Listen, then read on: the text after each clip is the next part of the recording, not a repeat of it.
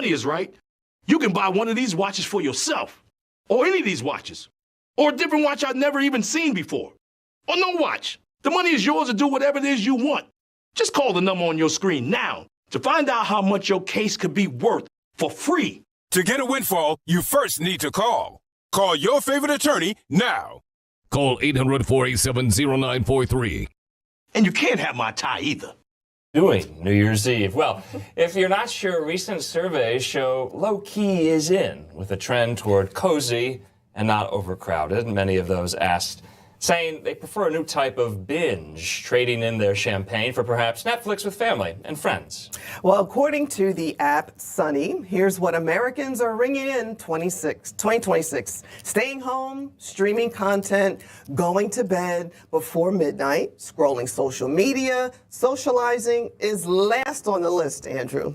Okay. I like to watch the honeymooners because they have the marathon all night. Oh, okay. Ralph Cramden. Yeah, of course. I love to watch that. Yeah, I think it's like nice to do, 1 year low key, another year really hype. But yeah, some people prefer that to stay in. There's a lot of good TV on, a lot of good movies on, and you can watch the ball drop. I guess I prefer getting dressed up, going to a party, watching the ball drop with some champagne. That's not going to be my New Year's Eve tonight. But, mine either, because we'll be here tomorrow morning. Yeah, because we'll be here tomorrow morning. But in years past, I do prefer going to parties and watching the ball drop. So. All right. Well, Happy New Year. Happy New Year to you too. See you in the morning. Yeah, stay tuned. First edition will be right back. More from the Newsmax newsroom straight ahead.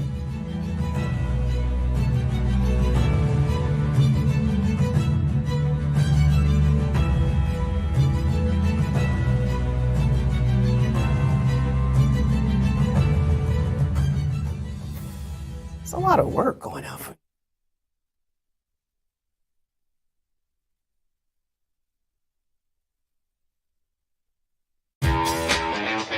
Hi, I'm Ed Henry. I've worked at a lot of news networks, but I love Newsmax the most because we really are real news for real people. It's not just a slogan. We actually believe in the power of the people. Hi, folks. We're back. If you've been injured in an accident that's not your fault and you don't have an attorney, listen up. We have legal professionals standing by to answer your questions and tell you what your case is potentially worth. Pick up the phone, call now. Whether because of discomfort, lack of mobility, your lifestyle, or occupation, you sit inactively way too many hours a day. Introducing Ellipse, the premium quality automatic seated exerciser that strengthens legs, increases mobility, and boosts circulation without physical strain or impact. It is so quiet that none of my coworkers even know I'm using it. Strengthen and tone your legs, increase your mobility, flexibility, and balance. Plus, stimulate healthy circulation. My joints feel better, my knees feel better, my back feels better. It makes me feel stronger too. Perfect for home therapy. Whisper quiet to use while you work. My circulation is moving, I'm burning calories, and it makes me feel energetic. Call now and order Ellipse, the seated exerciser that strengthens legs, increases mobility, and boosts circulation. Call and get upgraded to the Deluxe Bundle. Get the faster motor for 5 miles of steps per hour, the step counter, the sport mat, and wireless remote. Call now. Do you suffer in pain? Are you stiff, tense, or less active than before? Introducing the EasyWell Remedy Massage System that combines the incredible effects of vibrational therapy, targeted deep tissue shiatsu massage, plus soothing infrared heat. A triple fusion of therapeutic experiences. Full body vibrational therapy increases blood circulation and reduces inflammation. Look at these beads moving from the powerful vibrational motors. It's like 1,000 little fingers just vibrating my body from head to toe. Infrared heat penetrates deep to reduce pain, soothe, and relax. Remedy gets in there and helps deal with the source of the pain, so you feel much better. The Ultra Shiatsu pillow with 6 infrared heated nodes mimics a professional massage. Plus, it's detachable for deep relief anywhere you need it. It's just something that you're gonna have to feel for yourself. Experience the true remedy for your pain and stiffness. Call now. Yeah, as so many there in Korea gearing up to ring in the new year 2026. That looks pretty exciting. Very festive. Looks like a lot of fun. And the visuals that we had from Australia were amazing. It's a sight to see. Yes, Looking of course. forward to tonight's ball drop. It's a new ball. It so is. It's a new bling ball. Yes, it's a new generation. You see it right there. And I think they had been using the last one since like 2008. A long time. Yeah, and you can see there America 250. Yep. From what I was told, there's going to be 2 ball drops, possibly simultaneously, to ring in 2026 and also to ring in our 250th birthday year. I don't know the original name for that, but it's a long word. But this is going to be a really exciting year as so many celebrations across the country Absolutely. for America's birthday will be kicked off in just a matter of time. Well, that's going to do it for us. Experience evangelism like never before with the award-winning Way of the Master, Thursday and Friday on the Dove TV.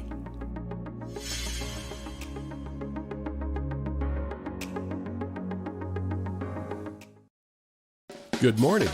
You're tuned to the Dove, encouraging and informative, helping Oregon, Northern California, Idaho, and Nevada start the day with news and encouragement. This is Mornings on the Dove. Well, there you go. Good morning to you. Almost Happy New Year. And the fireworks are firing off in certain places of the world earlier today in, let's say, New Zealand. Oh, sure. As it works its way around the world. So there you go. Good morning to you. Welcome to Mornings on the Dove. Jerry Bilden's here. That's all that counts. He's his own fireworks. Watch that fuse. Yeah, there we go. Good morning. Good morning. A lot going on in the news on this last day of the year. I got, you do always do the little history feature. Yeah. We got a special one to follow you. Oh. 75 years ago today. All right.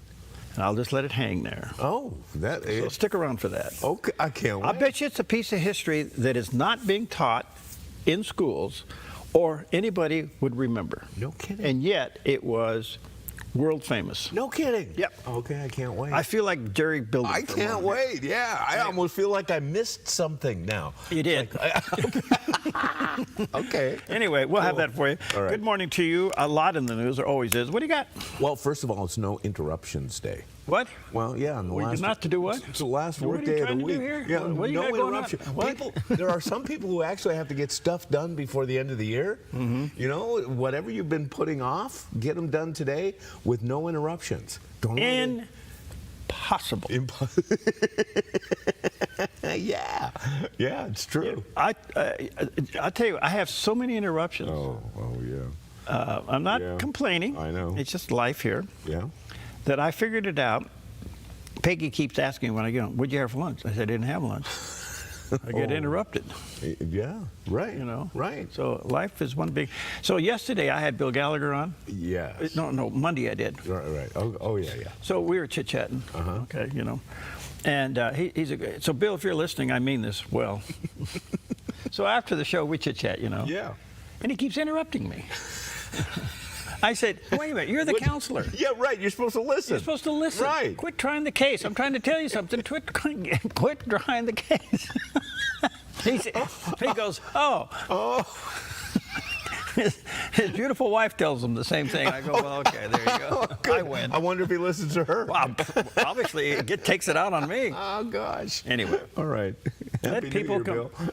I have to say this. I'm interrupting you. No. I was, the one time I talked to Rush Limbaugh, and I was leaving KFPK, he was coming in. And didn't know who he was at the time, other than he was a very successful talk show host, and he got this gig on KFPK, which was the 50,000 watt blowtorch in California. What year?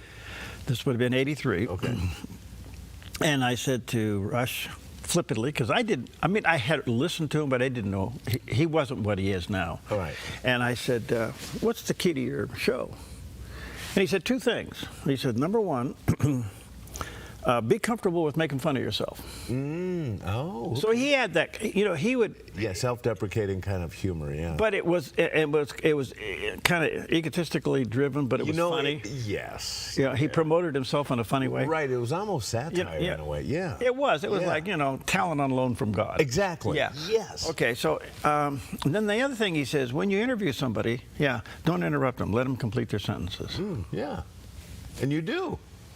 I very rarely interrupt. Right? anybody. Yeah, you let people talk. Yeah. Sometimes you get in trouble for it. We lose videos on YouTube and stuff because you let people talk. What a concept. Yeah, they have a right to talk. Yeah. You can have your opinion, I'll have mine. They got us censored. Yeah. Boy, did they ever. Oh, my goodness. Yeah. All right. Oh, well. All right. It's National Make Up Your Mind Day. Encouraging us to quit wavering, to take a side and follow through with a decision and stick to it. And as New Year's resolutions go, this may be the day to decide which ones to declare. And speaking of New Year's resolutions, I have some fun facts on New Year's resolutions. I'm sure you do. Did you know that making New Year's resolutions dates back over 4,000 years to the Babylonians? Really? The Romans continued the tradition, but on a not so positive note, did you know that when we make resolutions these days, on average, most people stick to their resolution for 17 days? Wow. 17 days is the average. And according to a recent survey, the most popular New Year's resolutions include saving money, eating healthier, and exercising more. These resolutions reflect a desire for self-improvement, which has a lot to do with our resolutions. The start of a new year can create a fresh start, a psychological boost, providing increased motivation and commitment to change. And specificity matters when it comes to resolution. As far as being successful, such as run 3 times a week, is more likely to succeed than I want to get healthy. Sharing your resolutions with friends or family can help because it helps you stay motivated and gives us accountable. Exactly. And only about 8% actually achieve their New Year's resolutions, highlighting the challenge of maintaining commitment. And as I mentioned, the average resolution lasts about 17 days. So enjoy the next couple weeks. Whatever it may be. Wow. Yeah, and we saw some great fireworks displays of New Year's around the world. You know, whenever I think of New Year's, I think of Times Square. Oh. But there are a lot of celebrations in a lot of places, obviously, as this travels around the globe. Yep. And we saw some of them there, so enjoy. So you celebrate at midnight? Yeah. Okay, see, we do the, when the ball drops, so do we. No. Oh, I like that. That's good. Yeah, I could go for that. Yeah. You will in time. Yes. Yeah. Well, sometimes, do you ever get invited someplace and you get accepted for on your behalf? And say, yeah, we're coming, and then you find out and you're going, oh, wait a minute, that's a little bit in the way of my sleep time. It's okay, Jerry, you're coming. Yeah. Well, I got one tonight. Oh, okay. Yeah. Well, you don't have to get up tomorrow morning. That's true. That's true. Okay, well. So anyway, all right. Enjoy your New Year's Eve. Okay, there you go. Here's the guys that have been setting off illegal fireworks for the last 20 years. A look at our weather from Grange Co-op. Today in northern Oregon and southern Washington, widespread morning frost mainly before 10 a.m., otherwise mostly sunny with a high temperature near 47 for Vancouver, Portland, and Wilsonville, and near 45 in McMinnville. Continuing down the Willamette Valley with areas of frost and patchy morning fog with daytime highs near 44 for Salem, Albany, and Corvallis, and near 47 in Eugene, with a calm wind and lows tonight in the mid-30s. In Central Oregon, air stagnation advisories with partly sunny skies and highs near 51 in Prineville, 48 in Bend, and near 46 in Sun River.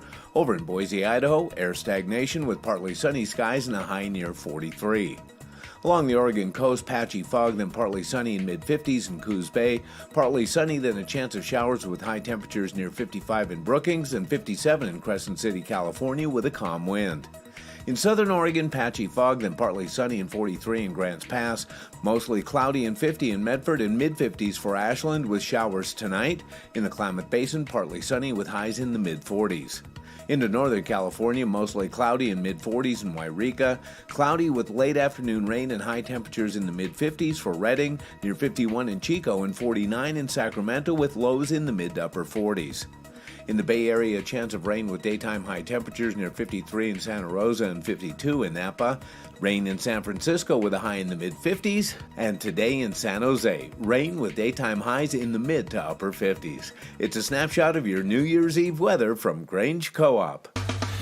Picture of our backyard this morning, and we could get some pockets of fog. I don't know, but right now it's clear out there, and we have what they call poor air stagnation. Yeah. So no movement. Right. And people who use wood stoves, and all that. Mm-hmm. So anyway, it's kind of a natural thing here, but yeah, it happens. Yeah. We'll get some wind probably this afternoon as the storm moves in. Mm-hmm. So. Yep, there's a lot of wood burning going on right now. A little chilly out there, but we're talking about New Year's resolutions, and sometimes what helps in our resolutions is a bit of persistence. And speaking of resolutions, how about a resolution to pray more? Ooh. Oh, yeah. Well, here's Dr. Anthony George encouraging our persistence in prayer. And I want you to write this promise down. God honors persistent prayer. We've talked about God fighting our battles. He promises to do so. Faith is the key to our victory. But the third thing is that God honors persistent prayer. This is a promise. And just as each one of these promises that I'm mentioning to you this morning is found in one scripture, you can find them throughout the pages of both testaments of the Bible. There are many ways we can demonstrate the faith that gives us victory, but there is none more crucial than prayer. Jesus taught a lot about prayer. He gave us a pattern for prayer. He taught us about purity in prayer. Remember, he said, in this manner, therefore, pray, when he gave the Lord's Prayer. And then you remember, before we ask him to forgive us, he said, you need to make sure you've forgiven others and make your heart right and release those of grudges that you have. And so he taught about purity in prayer, but I love this teaching about the power of persistence, which means to pray and to pray some more and to keep on praying. And in Luke 18, verse 1, it says, Jesus spoke about a parable. This is a story that he devises on his own to communicate a spiritual truth that men ought always to pray and not lose heart. Well, listen, the only advice I can give you on New Year's resolutions, whatever you decide to make a New Year's resolution, when you start, cut it in half and start there. Okay, you mean time-wise or? Everything. Okay. So if you say, I am going to pray for an hour, no, see if you can make it a half hour. Okay. Take the pressure off yourself. All right. Yeah, I'm going to go out and run 10 miles. No. Run 2. Yeah. Oh, yeah, I like this. Start. Yes. Something doable. Yeah, don't set a goal that's ridiculous. Okay. Just start. That's all you got, just start. So. And, in that vein, wag more, bark less. Oh, there you go. There you go. Wag more, bark less. Yeah. By the way, you don't take your dogs in your car with you, do you? Heck no. Not even the back of your truck? Well, yeah, I got to tie them down. That's it. Okay, there it is. You can't do that anymore. No, you used to be able to just put a dog back there. Yeah, with no problem. I really think it's neat when you see these cowboys running around and they have these pickup trucks with a flatbed on them. Yep. Yep. And they got their dog on the back. Especially like a cow dog or something. Yeah, one of those sheep herder dogs. Yes. And it's not tied down. Right. And that thing's bouncing around back there. Yeah. But it's there. Oh, I watch. I know. I do. All right, good morning to you. Let's take a look at some of the top stories. Well, what's happening in Iran?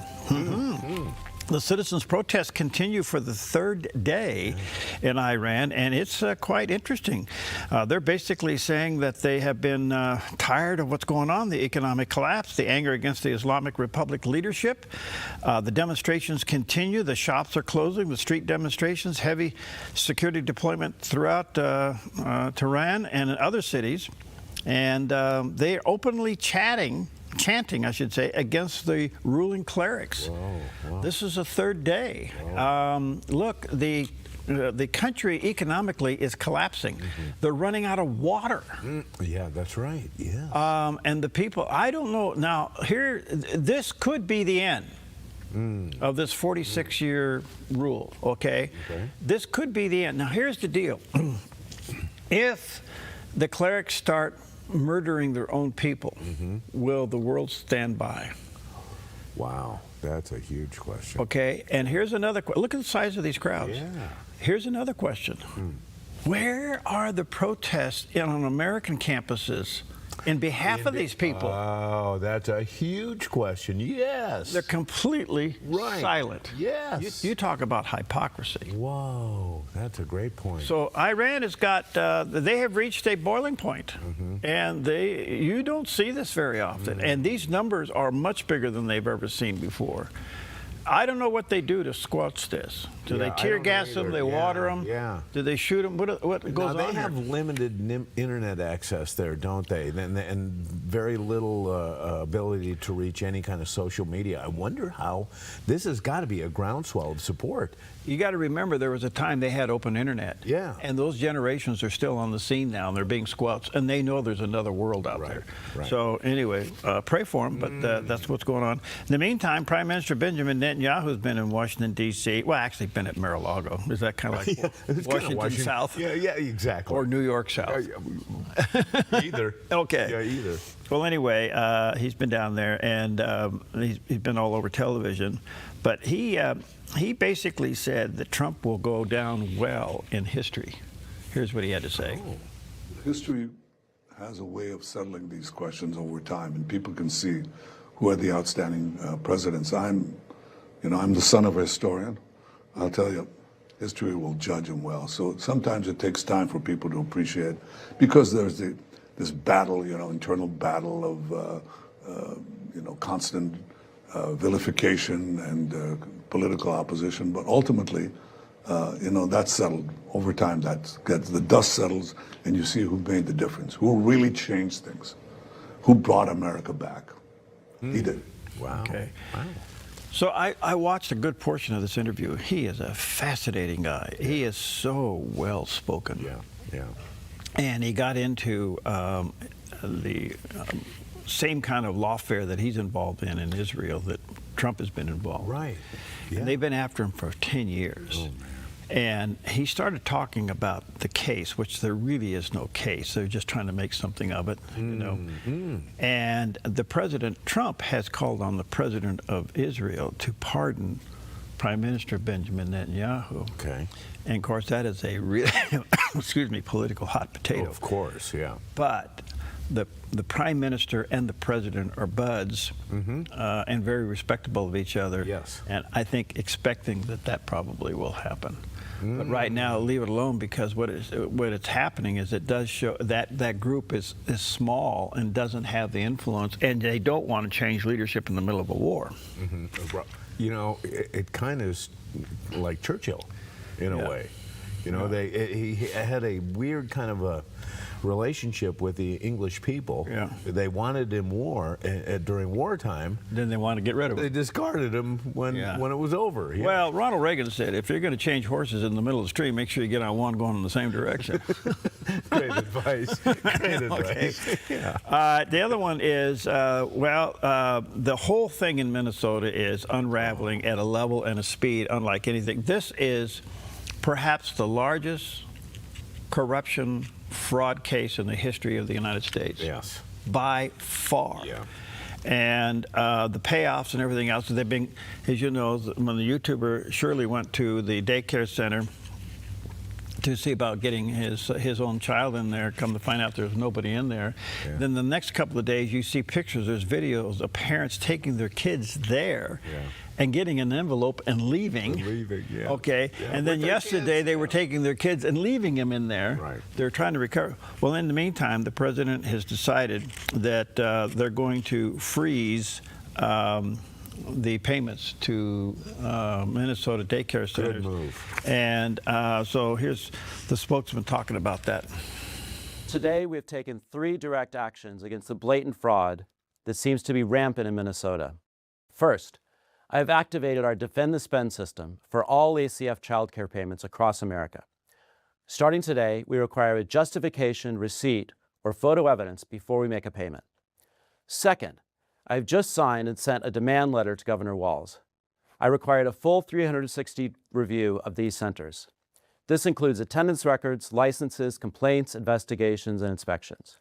And third, we've launched a dedicated fraud reporting hotline and email address at childcare.gov. Whether you're a parent, a provider, a member of the public, we want to hear from you. Let me be crystal clear. ACF expects every state to uphold the highest standards of oversight, monitoring, and accountability for federal dollars. Minnesota is no exception. We're committed to holding bad actors accountable.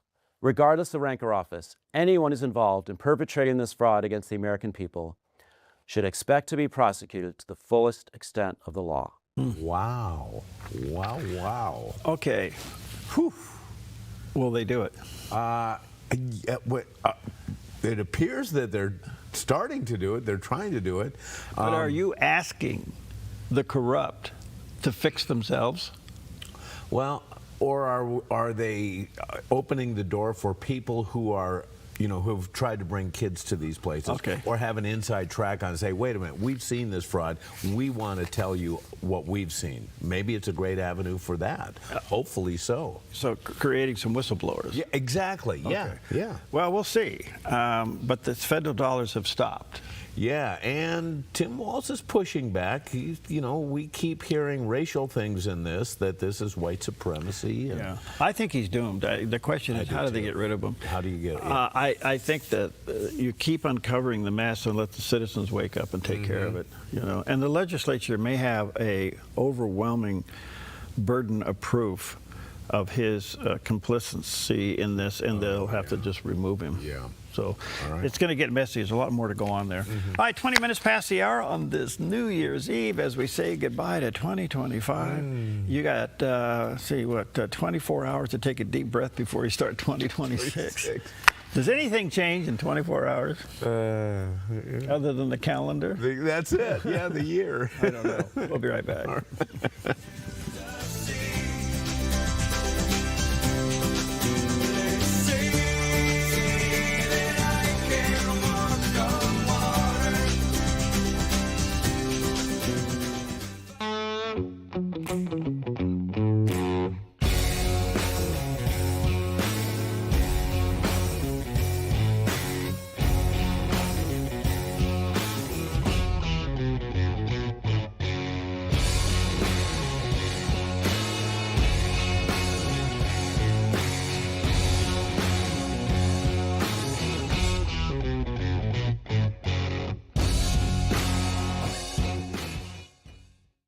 My kid just landed in the helicopter.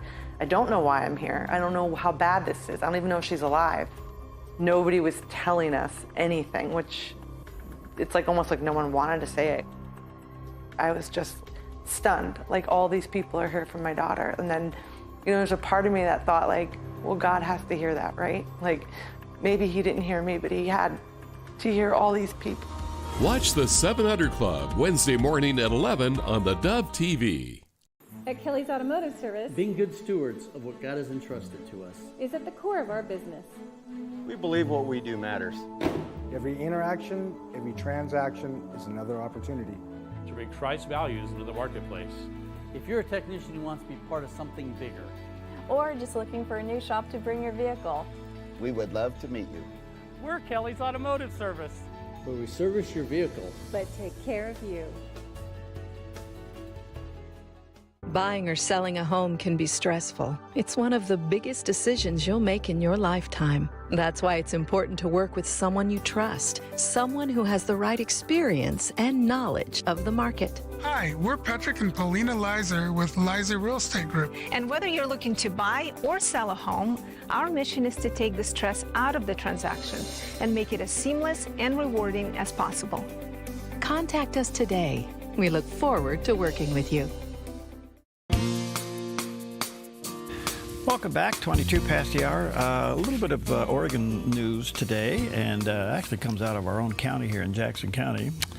Oregon has expanded its online voter registration system ahead of the significant election season, allowing eligible voters without the state-issued ID to register. Are you ready for that? Yeah. How's that work? Applicants who do not have the Oregon Department of Motor Vehicles number can now indicate that directly on the form and continue to register the process online. Okay, they have to give their name, their residential address, their date of birth, the last 4 digits of their Social Security number, and uploaded an image of their signatures. And that is a change from the House Bill 4133 that passed by the lawmakers in 2022. So where you still need to have your driver's license updated to a ID if you're going to do any traveling. That has to take place, but you don't need that now in order to register to vote. So this is the only thing I can say is this is a 36 county clerk's responsibility to purge the voter rolls. That's the only way this can be managed in a state like ours. I don't think you're going to ever do away with mailing ballots. Yeah, unfortunately. I don't. That's here to stay. I think so. But can you bring integrity to the system? And the way you do that is that you have to manage the voter rolls. And the voter rolls basically means is you go in and you purge the voter rolls. If somebody's died or moved or anything like that, you know, you get them off and you don't send them a ballot. So, and that has a lot to do with every county electing a good clerk. And so ours here, Chris Walker, she's the best. And so she does a great job, her and her team. But the point being is that's where you're going to manage something like this. So that's what's going on. All right, let's take a look at the satellite image for you on this Friday morning. And right now we're okay, but look at the system just to the south of us. Something's coming our way. And look how that's turning. So it's coming right up the coastline. Yeah, which is indicating that it's a bit warm too. So it is going to warm up, but we're going to get rain tomorrow with a high of about 55, mid-50s on Friday with a little break, and then showers return Friday night, early Saturday, and it's going to rain on and off through the weekend. There you go. And early next week we'll be back in the upper 40s again. So hopefully it'll be cool enough up at the top. We'll get a little bit more. So anyway, the new year is right around the corner, and we keep hearing discussions about what we can expect from the economy. Well, Morgan Stanley Vice President spoke with Fox Business yesterday and said that the markets were on track for a great 2026. I think so, Taylor. It would be very unusual for a market to stop when interest rates are falling, especially when interest rates are falling with the market at an all-time high. That's a very bullish signal generally.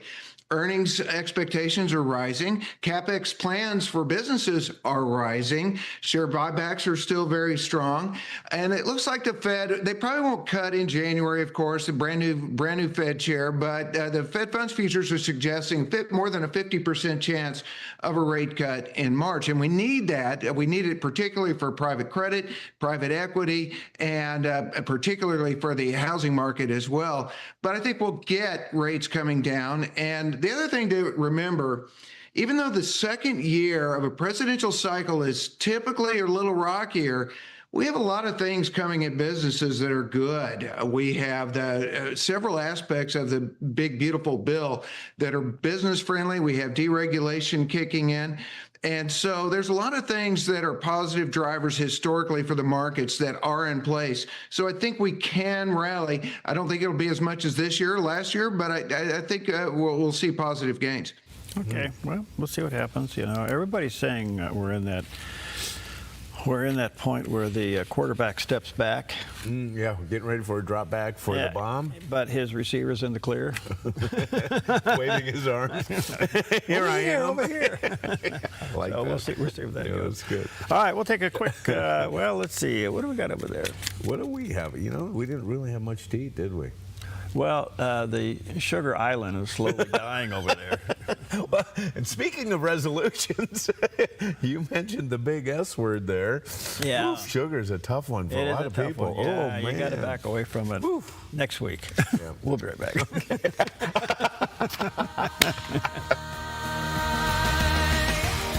For as long as I shall live, I will testify to love. I'll be a witness in the silences when words are not enough. With every breath I take. The Lennox iComfort S30 thermostat can sense changes in your environment.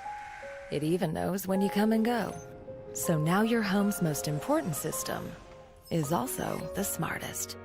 Metal Masters can give you the smartest home comfort system available. It knows when you're away and adjusts when allergens and humidity get uncomfortable. Trust Metal Masters to provide perfect air for your family. Lennox, air is life. Make it perfect. When plumbing emergencies hit, and they do, you want help from a plumber you can trust, and you need it now. Onnit Plumbing to the rescue. Onnit Plumbing gets the job done right with integrity and quality craftsmanship. Onnit Plumbing offers military discounts, senior discounts, and discounts for KDOV listeners too. Licensed, bonded, and insured. Onnit Plumbing, CCB 229436. No job too big or small. Onnit Plumbing does them all. See us at onnitplumbing.net. onnitplumbing.net.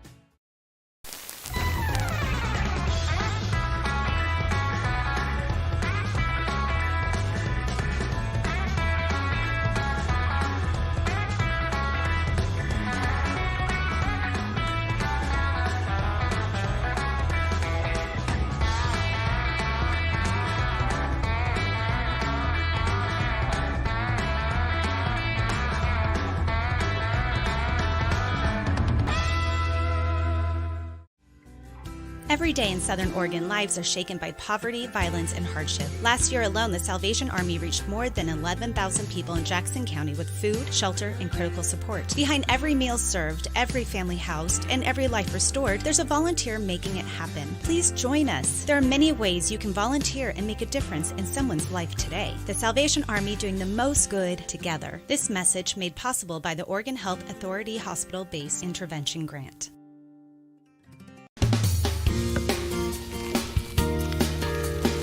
Welcome back. Happy, what is it? Happy, yeah. Yeah, that's last day of the year. Yeah. Good stuff all the way around. Technology. Yeah, oh boy. Oh. Now, you can use it for good or you can use it for evil. It's like anything else, you know. And I'm doing my best to stay up with the good and the bad of AI. Okay. There's a lot of it there, Yeah. and I'm not a pro. I find it interesting that there's a gazillion pros out there. I get emails all the time. Talk to the professional about AI. How can you work for your business? Why in the world would I even call you?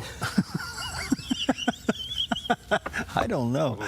Anyway, from Summit Ministries, Dr. Kathy Koch is with us. And she's a regular guest on Janet Partial. Yes, indeed. And she discusses how and ways that we can use technology and engage our community for those that we care about. Here's what she had to say. Is technology all good?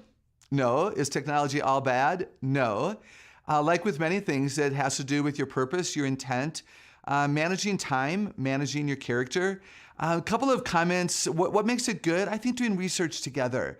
I think hunkering down with roommates, maybe your whole family is looking at, a fall break vacation. Where do you want to go? Let's look at the state parks and figure out which one might be the one that we would want to go to as a family. Which are the restaurants in towns we haven't been to yet? And let's go check some out, or coffee shops or whatever. So doing research together, doing research alone isn't horrible, of course, and then sharing results. But can you imagine looking over a device together and discovering truth, discovering what might be going on that you could be blessed by? I think that's a huge advantage of technology. Another great advantage is connection. Now, it can break the connection of face-to-face, and that's what, of course, is the dilemma, right? It's not appropriate if you're in a room with people to be valuing the people that in your text stream more so than the people on the couch with you. My opinion, but it's my opinion you get. And I'm not saying that you don't ever use it. It's a need and a want. Maybe there's a need going on and you might be called away on a business trip, or you might be called to an early track practice. And so you have a right to have the phone on even though you have a friend over. But that doesn't mean that you prioritize that, because people in the room prioritized absolutely by people in the phone. Amen? Does that make sense to you? Let me say something else about texting. I'm recommending that when there are people in the room, you pay attention to them more so than the text stream or social media or email or even your camera in the last picture that you took. But let me mention something positive about texting. It can keep us connected. My own nieces and nephew would prefer to text with me than call, and I've learned to not be offended. Would I rather hear their voice and have a give and take conversation? Of course I would, but I'm older and I need to honor that at least they reached out to me. At least they remembered I was alive. and they cared about something. My niece did recently call, and we had a great conversation. And I think she called with a specific question on the phone, not with a text stream, because I honor the texting, and at least I'm present in her world. And another thing, if you haven't heard this, by the way, if a young person texts you, it doesn't give you permission to call them back. It doesn't mean that just because they're available on their phone that you should call them. Teenagers and young adults tell me all of the time that if moms and dads do that, they are likely to not answer the phone. So keep that in mind. Man, I pray that makes sense. Oh, I love that. That happened to me last night. I noticed that my sister had called me the night before past my bedtime. Mm-hmm. And you know, when it's past my bedtime, everything's shut down. I got to get that sleep. So anyway, so I text her. I say, did you call me on purpose last night? Literally 10 seconds later, ring, ring. It was her. Really? Now, on the way in, I was listening to a piece on AI. And when we talk about AI, I think a lot of us tend to go towards ChatGPT. Yeah. A lot of people are using that. And they were talking about how fast AI is coming into the marketplace at a speed that few of us realize. And they started talking about the top AI platforms out there. I never heard of them before. Yeah. So I just Googled, what are the top platforms besides chat? Gemini. Okay. Do you know Google Gemini? I know of it. Meta AI. Okay. Copilot. Well, we've all seen Copilot. Claude. Anthropic Claude, it's called. Grok. There is Perplexity. There is Hugging Chat, and that reminds me of another chat platform that I heard of that is now going to be available on your screen, and you're going to be able to talk to it, and you can create the image that you're talking to. If you want that image to be your mom, you can make it your mom or somebody else, and then you can have these conversations with it. And they said especially for you know senior citizens and stuff who may not have as much company and interaction with other people, this will be vital for them because they'll have somebody to talk to. And I thought, oh my gosh, this is like going faster than any of us anticipated. Well, I was in an AI short seminar where they demonstrated that very thing. Okay. And I was in the seminar with 4 pastors. And the question, this whole thing came up. And anyway, the bottom line was that we talked to this AI person about how AI could help pastors. Really? Okay. And this AI says, well, first of all, you have to let us know, we're talking to this thing. Yeah, yes. Right. The thing said, well, Pastor, first of all, you'd have to let me know what version of the Bible you would want me to start with. Standard, King James, da-da-da-da. Right, okay. yes. Then secondly, give us the topic and we'll do the cross-references for you. Okay. Okay. And if you would like some practical applications to that, like examples or something like in relative to the culture, we can provide that for you.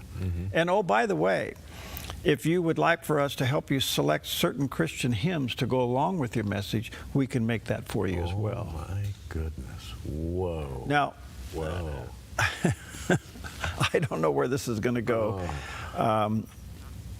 We were toying with the idea of using AI voice on something that we're involved in, and the person is already in heaven. Oh, really? And you could take past recordings, use that voice, give it to AI, it would record Here's a can of worms. Keep in that going. voice All right. again. All right. Okay? Okay. And we decided that we weren't going to do that for 2 reasons. Okay. Reason number 1, that it was infringing on the emotions of the family. Okay? Because you would be recreating something that isn't real. Right, right. Reason number 2 is the integrity reason. We're telling the people who would be listening to this recording that that person is real, and it's not. Yes. Yeah. Yeah. So you have to be your own moral judge on all this stuff. Right. And you know what? This is going to be a can of worms because there are copyright issues that are going to get involved in this as well, because we know that there are a lot of celebrities in this country who don't physically do, on-camera commercials, but a lot of big stars actually do voiceover work because they have a recognizable voice and people get drawn into it. Well, you can recreate that now on Chat or many others. Right. So who's going to do that? And then you're going to have like John Hamm or one of these big name actors here. Hey, that's my voice that they've just basically cloned. Exactly. And how are they going to enforce this? And people own, for people who are deceased. People own those copyrights too. See, I don't know where this is going to go. You got to have some moral check in your own spirit about how you're going to use this thing. But it may be one of the greatest recruitment for law school students. Oh, no joke. Yeah. Because you can make a lot of money suing the other guy. No kidding. Yeah, lawsuits are going to fly. Like crazy. Open up a new shop. Lawsuits are us. Yes. The problem with lawyers, there isn't enough courts. But to a lawyer, a good one, you sue with no intentions of going to court. Well, You sue with every intention to settle. Right. We see that going on, don't we? Oh, gosh, it's just the way life is. All the time. It's like going through the kiosk and getting your coffee. How many of Donald Trump's lawsuits have gone to court? See? They all get settled. Dun, dun, dun, dun, dun, dun, dun. Okay, here's a guy that's never settled. A look at our weather from Grange Co-op. Today in northern Oregon and southern Washington, widespread morning frost mainly before 10 a.m., otherwise mostly sunny with a high temperature near 47 for Vancouver, Portland, and Wilsonville, and near 45 in McMinnville. Continuing down the Willamette Valley with areas of frost and patchy morning fog with daytime highs near 44 for Salem, Albany, and Corvallis, and near 47 in Eugene, with a calm wind and lows tonight in the mid-30s. In central Oregon, air stagnation advisories with partly sunny skies and highs near 51 in Prineville, 48 in Bend, and near 46 in Sun River. Over in Boise, Idaho, air stagnation with partly sunny skies and a high near 43. Along the Oregon coast, patchy fog, then partly sunny in mid-50s in Coos Bay, partly sunny, then a chance of showers with high temperatures near 55 in Brookings and 57 in Crescent City, California, with a calm wind. In southern Oregon, patchy fog, then partly sunny and 43 in Grants Pass, mostly cloudy and 50 in Medford and mid-50s for Ashland with showers tonight. In the Klamath Basin, partly sunny with highs in the mid-40s. Into northern California, mostly cloudy and mid-40s in Wairika, cloudy with late afternoon rain and high temperatures in the mid-50s for Redding, near 51 in Chico and 49 in Sacramento with lows in the mid to upper 40s. In the Bay Area, a chance of rain with daytime high temperatures near 53 in Santa Rosa and 52 in Napa. Rain in San Francisco with a high in the mid-50s. And today in San Jose, rain with daytime highs in the mid to upper 50s. It's a snapshot of your New Year's Eve weather from Grange Co-op. And there's a snapshot of our New Year's Eve southern Oregon Rogue Valley. Beautiful down there. Good stuff all the way around. Maybe a little fog around the edges, but not much. And speaking of which, it has been labeled the Fog Bowl, the greatest football game that nobody saw, and it was played on this day in history. On December 31st, 1988, one of the strangest playoff games in NFL history unfolded at Soldier Field in Chicago, a game forever known as the Fog Bowl. As the Chicago Bears faced the Philadelphia Eagles, a thick, swirling fog rolled in off Lake Michigan late in the first half, turning the field into what meteorologists described as clouds on the ground. Fans in the stands couldn't see the action, and neither could viewers at home. Even CBS announcer Vern Lundquist admitted he had to watch the game on a monitor like everyone else. Players said they could barely see more than a few yards ahead, and Bears defensive end Al Harris compared it to playing in a cemetery. The NFL briefly considered stopping the game, but officials allowed it to continue. Through the haze, the Bears won 20-12 in what a Chicago Tribune writer famously called the best game you never saw. It remains one of the most bizarre and unforgettable moments in football history. Well, Well, for those of us from Central Valley, California, that's called Tule Fog. That's Tule Fog, all right. Yeah. Absolutely. All right, so here's a little bit of history. Okay. Let's go back. Are you ready for this? I am. 75 years ago today. All right. Wow. This speech was made. Listen to this. If Great Britain goes down, the Axis powers will control the continents of Europe and Asia and Africa and Australasia and the high seas, and they will be in a position to bring enormous military and naval resources against this hemisphere.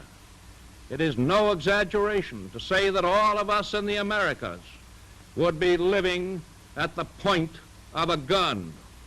Analyze for yourselves the future of two other places even nearer to Germany if the Nazis won. Could Ireland hold out? Would Irish freedom be permitted as an amazing exception in an unfree world? Or the islands of the Azores, which still fly the flag of little Portugal after 5 centuries. We know now that a nation that can have peace with the Nazis only at the price of total surrender.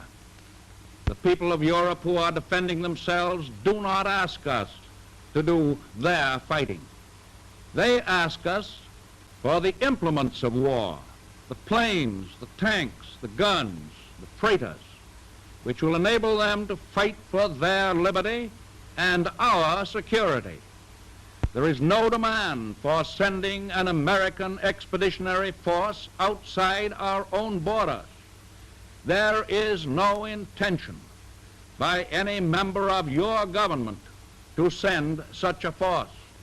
The nation expects our defense industries to continue operation without interruption by strikes or lockouts. We must be the great arsenal of democracy. For us, this is an emergency as serious as war itself. There will be no bottlenecks in our determination to aid Great Britain. No dictator, no combination of dictators will weaken that determination by threats of how they will construe that determination. I believe that the Axis powers are not going to win this war. I base that belief on the latest and the best information. That's amazing. All right, so it's 85 years ago. Okay. Sorry about that. Wow. I did my math. Okay, Wow. so that was 1940. 11 months later, Pearl Harbor. Yeah, yes. And the whole thing changed. We not only sent them the warfare, we were on the ground. Yes, absolutely. So he didn't want our troops to go. He wanted our armament to go. Pearl Harbor happens, and the whole thing changes. Yes, that was fantastic. Where did you uncover that? Oh, you know, Scott doesn't sleep at night. Okay, that's really good. But, I mean, there's a piece of history. I doubt anybody has ever seen that. Yeah, I've never seen that. Yeah. Okay, so that was 1940. So on this day in 1940, the last day of the year. And so 11 months later, Pearl Harbor happens. Amazing. So this shows you how, you got to ask yourself this question. What?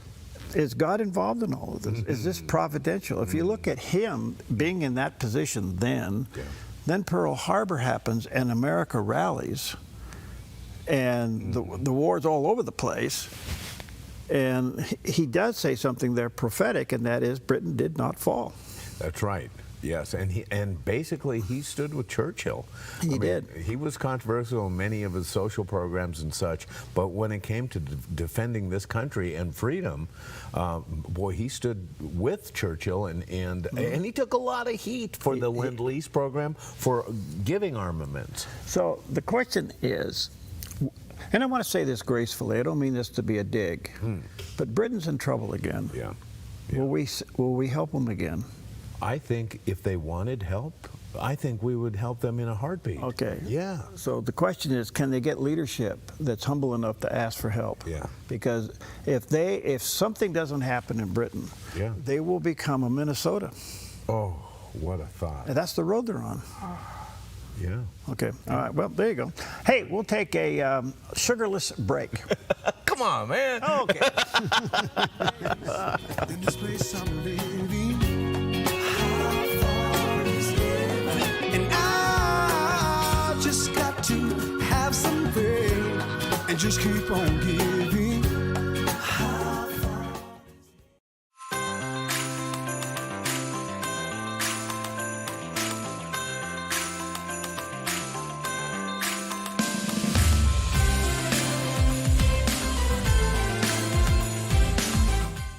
Finding that next great series to binge watch is fun, but your neck, shoulders, and body don't count that as me time.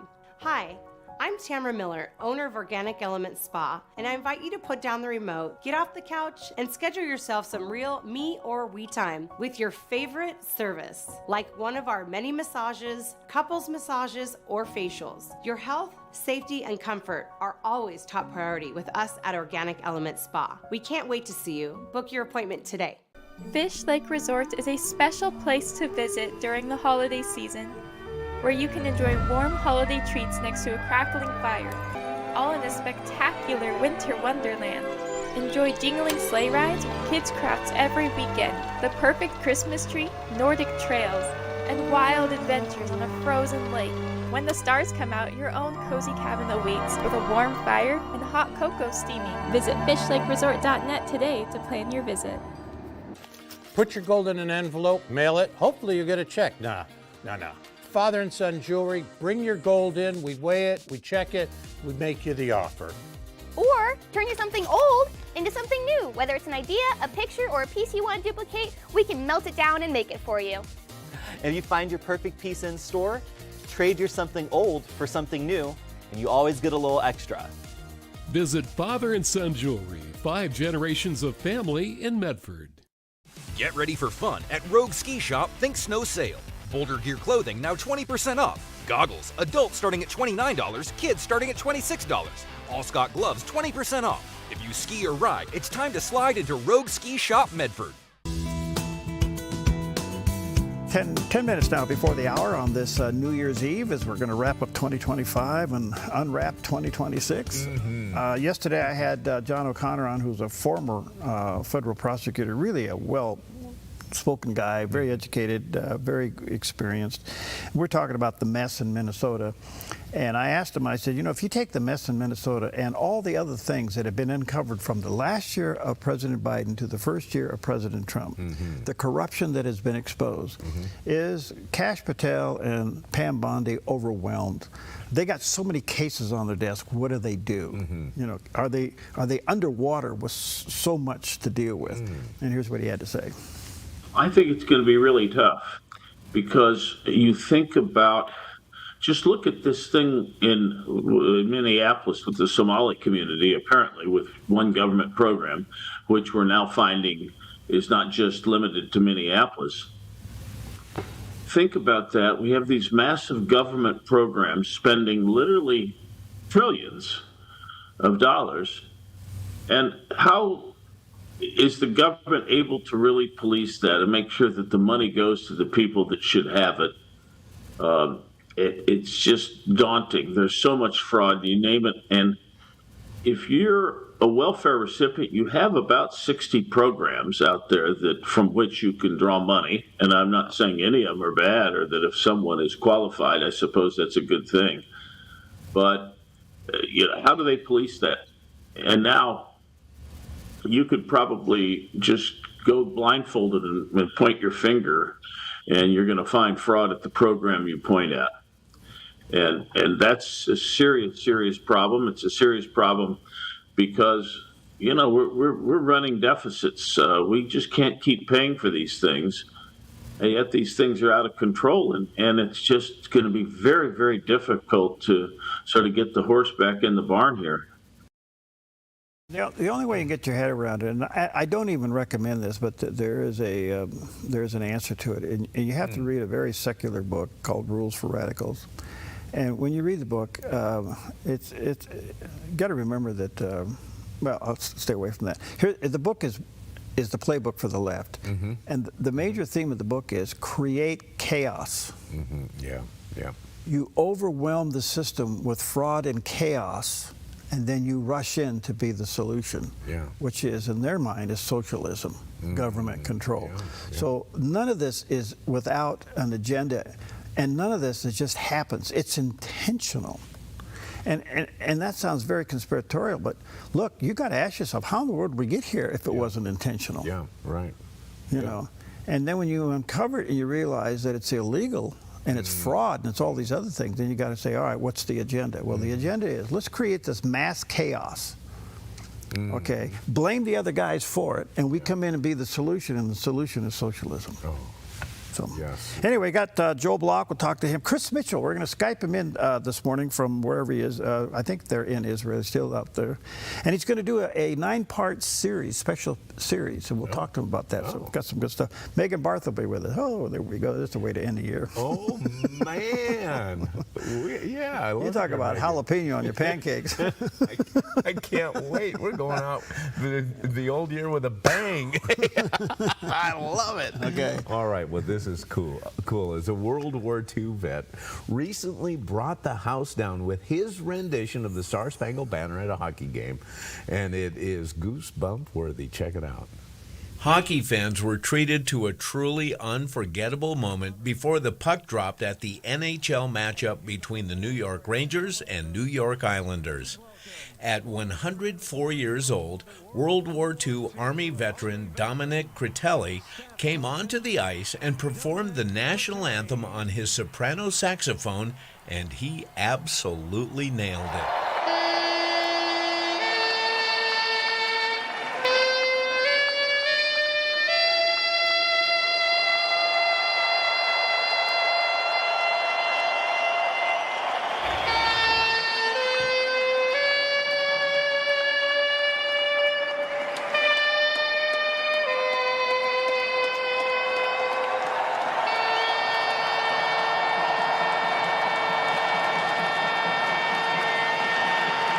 Ladies and gentlemen, Staff Sergeant Dominic Critelli.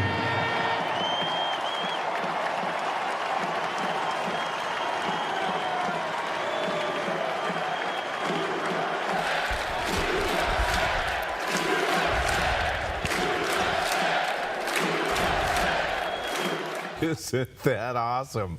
Wow. And he had 104 on his arm there. Yes. Oh, gosh, that gives me chills. Me too. It was goosebump worthy, and I'm telling you, what a protracted note he had there. Oh, gosh. He had more air in his lungs than me. Oh, my goodness. Gosh, I can't even hold my breath that long. I love it. Oh, Good man. stuff. Yeah. All right, well, we got more to go here and great conversation coming up. Take with you today on this last day of the year, Isaiah chapter 43, verses 18, 19. Remember, not the former things, nor consider the things of old, but behold, I am doing a new thing. Now it springs up. Do you not perceive it? I will make a way in the wilderness and the rivers and in the deserts for you. Wow, isn't that great? What a promise for you today. Take that with you, and may all your fireworks work.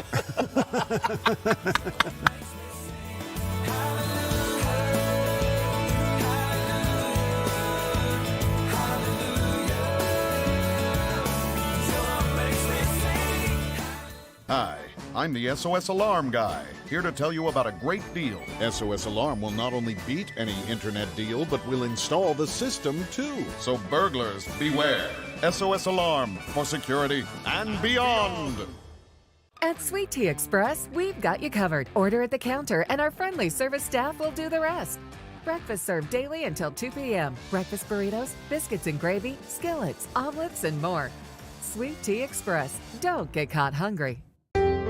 Come fall in love with Northridge Senior Living, where contemporary sunlit interiors meet old world elegance. Walk through our lovely hallways and enjoy the fun staff-led activities. Forge lasting friendships with other residents and our exceptional caregivers. Dine in style. Gather near the fireplace under breathtaking chandeliers. Our reasonably priced apartments are spacious with private balconies.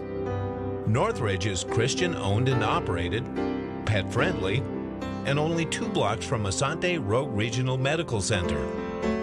On-site 24/7 in-home care is available. We also offer senior adult daycare where your loved one can spend the day with us and the evenings with you. Northridge Senior Living, your home. Hey, this is Ed, co-owner of Visiting Angels.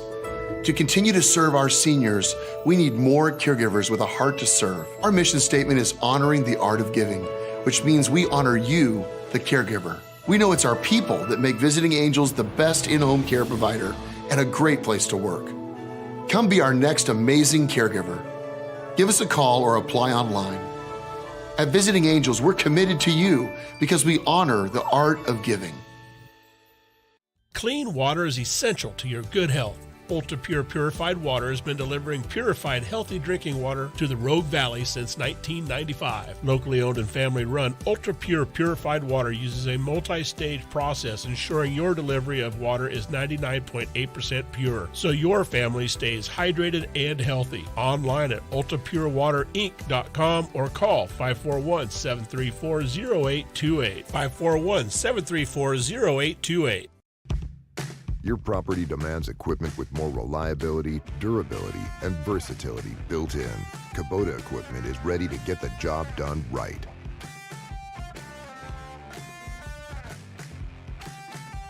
It takes time to ask questions and understand. Focus Today does just that. We give you an hour so you can understand better.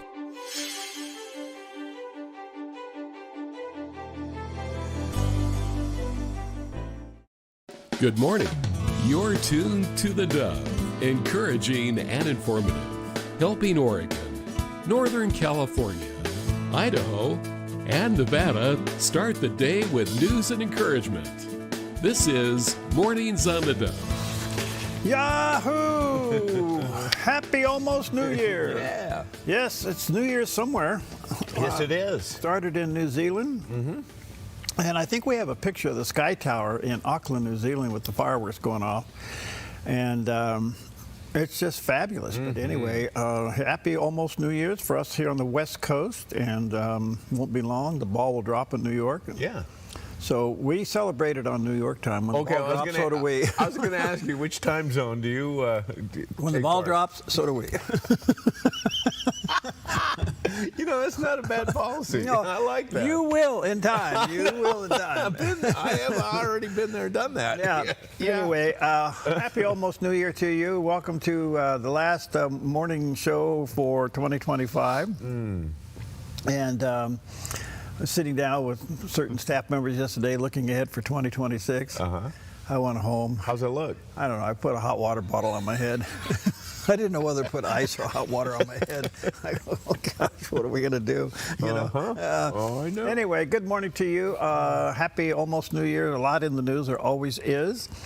We enjoying some weather, but actually we have some stagnant air warning here in our area. No air movement. Yeah, little inversions going on. Yeah. But a storm's coming in, so we'll look forward to that. Good morning. What do you got, bud? Well, it's No Interruptions Day, the last work day of the year, and you know, you can set aside some time to get organized, clean up your workspace, get your desk cleaned up, get your desktop on your computer cleaned up with no interruptions. Good luck on that. You know, I know. I don't know what to say.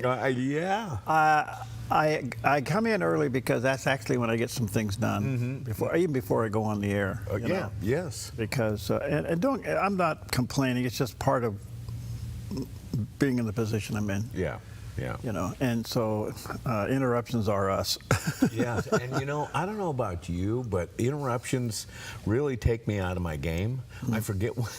I get pulled out so far that I forget where I was.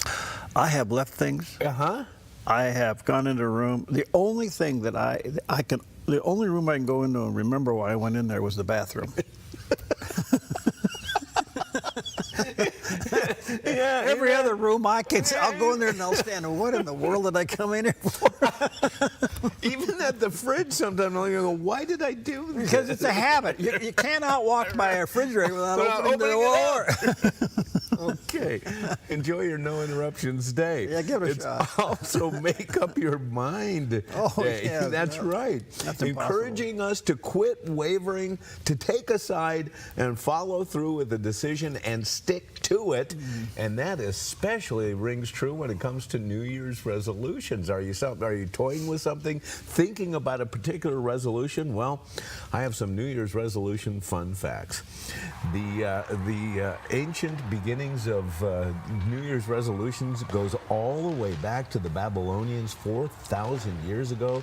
The Romans continued this tradition, but on a little bit of a sour note, the average New Year's resolution is stuck to, on average in our country, 17 days. People make it 17 days with their New Year's resolutions. And according to a recent survey, the most popular resolutions include saving money, eating healthier, and exercising more. And of course, it's all about self-improvement. And they say there is a psychological boost to it, creating a fresh start effect, providing motivation and commitment to change.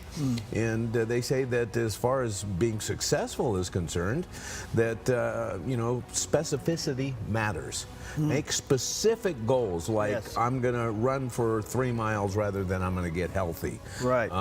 Right. About 40% of people worldwide make New Year's resolutions, and they focus changes on culture. And of course, studies show that only about 8% of people actually achieve their New Year's resolutions, highlighting the challenge of maintaining commitment. So if the average resolution lasts about 17 days, more power to that 8% that made it all the way through. Yeah. So, and I think sometimes you have to make realistic resolutions. Sometimes we don't. Yeah, we're not real. Like I say, cut it in half when you start. Yeah, that's great advice. Yeah, absolutely. So we were watching some fireworks from last year from around the world there. Yeah. But you know what's interesting about that? Have you ever does Beijing celebrate? That's a great question. Does North Korea celebrate? Does Russia celebrate? I would think so. It's... You never see their fireworks. You never do you? Unless they're underground. Sparklers out there. I don't know. I'm just curious. Yeah. Is Iran going to celebrate? Oh, that's a huge question. We got more on that coming up. We have a story coming up on that a little bit later on. Oh, gosh. Well, anyway, it is a time, inspiration or desperation will cause you to follow through with your New Year's resolution. Yeah. Yep. And I always say that New Year's, I try this one, no is a complete sentence. Okay? Yeah. The problem with that is... What? It's hard to say it. Yeah, yeah, I know. Can you just say no without explaining it? You know what? You know what the toughest part is? Saying no to good things. And people. Yeah, and good people. You're right. Good people bringing you good things to do, and you just don't have time to do it. Oh. And then you're just guilty about trying to say no. Yeah. Yes, I know. Yeah, it's called shame. Thanks for identifying that. Gosh. Okay. Well, here's a guy that knows no. No, I'm not going to add to it. He is Pam's interruption. A look at our weather from Grange Co-op. Today in northern Oregon and southern Washington, widespread morning frost mainly before 10 a.m., otherwise mostly sunny with a high temperature near 47 for Vancouver, Portland, and Wilsonville, and near 45 in McMinnville. Continuing down the Willamette Valley with areas of frost and patchy morning fog with daytime highs near 44 for Salem, Albany, and Corvallis, and near 47 in Eugene, with a calm wind and lows tonight in the mid-30s. In Central Oregon, air stagnation advisories with partly sunny skies and highs near 51 in Prineville, 48 in Bend, and near 46 in Sun River. Over in Boise, Idaho, air stagnation with partly sunny skies and a high near 43. Along the Oregon coast, patchy fog, then partly sunny in mid-50s in Coos Bay, partly sunny, then a chance of showers with high temperatures near 55 in Brookings and 57 in Crescent City, California, with a calm wind. In southern Oregon, patchy fog, then partly sunny and 43 in Grants Pass, mostly cloudy and 50 in Medford and mid-50s for Ashland with showers tonight. In the Klamath Basin, partly sunny with highs in the mid-40s. Into Northern California, mostly cloudy and mid-40s in Wairika. Cloudy with late afternoon rain and high temperatures in the mid-50s for Redding, near 51 in Chico and 49 in Sacramento with lows in the mid to upper 40s. In the Bay Area, a chance of rain with daytime high temperatures near 53 in Santa Rosa and 52 in Napa. Rain in San Francisco with a high in the mid-50s. And today in San Jose, rain with daytime highs in the mid to upper 50s. It's a snapshot of your New Year's Eve weather from Grange Co-op. Hi, there's a picture of Southern Oregon this morning, and beautiful. You can see the air stagnation. Yeah. But you can also see the high clouds moving in. So once the air starts moving, we'll see how that goes. But gorgeous shot of our backyard called home. All right. Well, what is on your prayer list? Well, here we have Dr. Anthony George with some great encouragement and advice. I've had many parents say, but I was there when my little girl prayed to receive Jesus, and now she's an atheist. How can both of those things have happened in the same person's life? And in those moments, there are no words that you can offer. There is no quick fix. All you can do is say, pray. Keep praying, pray some more, and even if it's on your deathbed, keep calling your child's name out in prayer. Never give up on them in prayer. And this is true about any situation that we face. It's not enough just to do a quick shot prayer over someone's situation or need or crisis, even if it's in your own life. God is moved by the persistence. That's why Jesus told the parable. The woman kept coming back to the judge saying, please, please, please, work on my behalf. And finally, this pagan judge who had no regard for God said, okay, I'll do it. And Jesus says, your Father in heaven loves you a lot more than that judge loved that lady. So God is touched. His heart is stirred when we refuse to give up on the things about which we are praying. And I want to say something to you today. Every problem that you have is a prayer problem. And by that, I don't mean that every problem is linked to a problem in prayer. What I mean by that is every problem that you have is worth taking to God in prayer. Every problem needs to be paraded in front of God in your time of prayer with Him. There's this old song, What a Friend We Have in Jesus, that says, oh, what needless pain we forfeit. Oh, what needless pain we bear, all because we do not carry everything to God in prayer. Oh, there you go. Wow, that's good. Well, eventually you will pray. Yes. Yes. Amen to that. Eventually, you'll be there. You got that right, yeah. All right.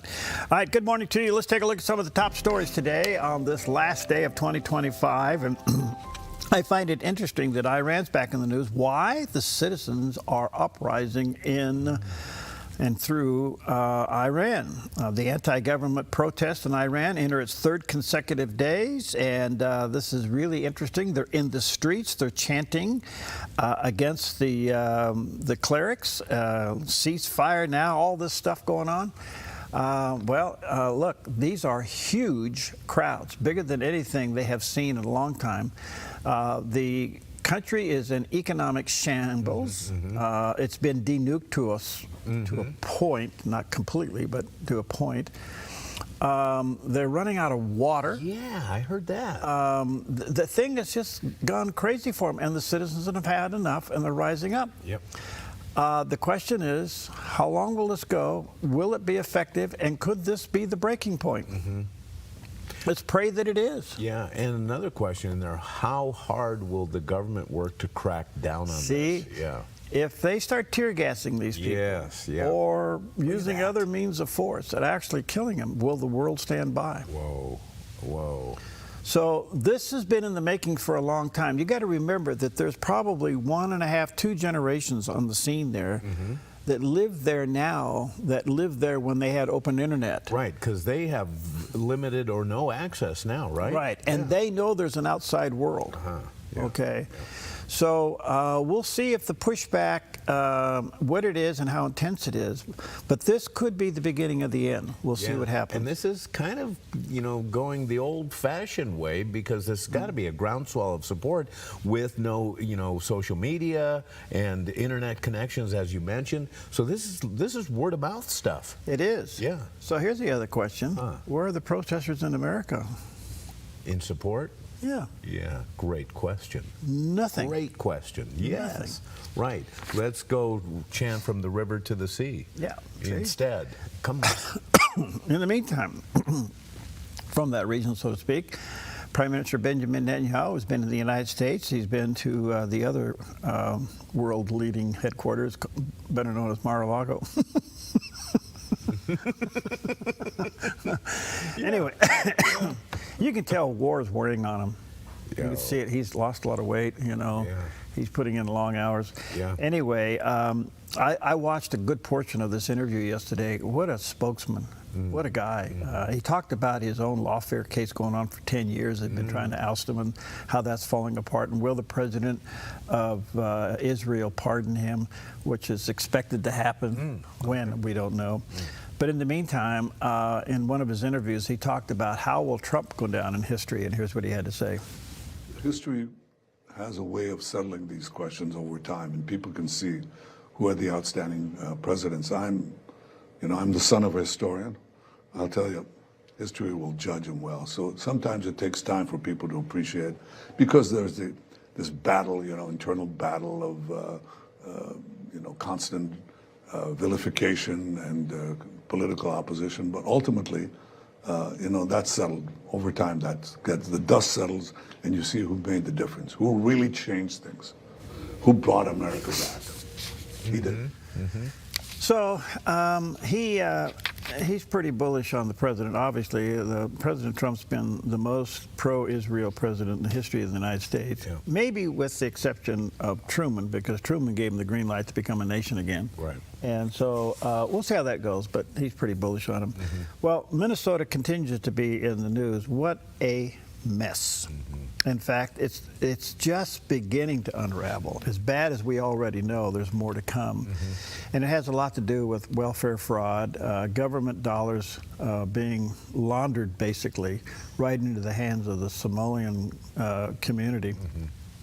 So Jim O'Neill, who's the Deputy Secretary of the Department of Health and Human Services, and Alex Abram, he's the Assistant Secretary to the Administration for Children and Families, they announced yesterday no more payments to the daycare centers until, and here's what they had to say. Today, we've taken 3 direct actions against the blatant fraud that seems to be rampant in Minnesota.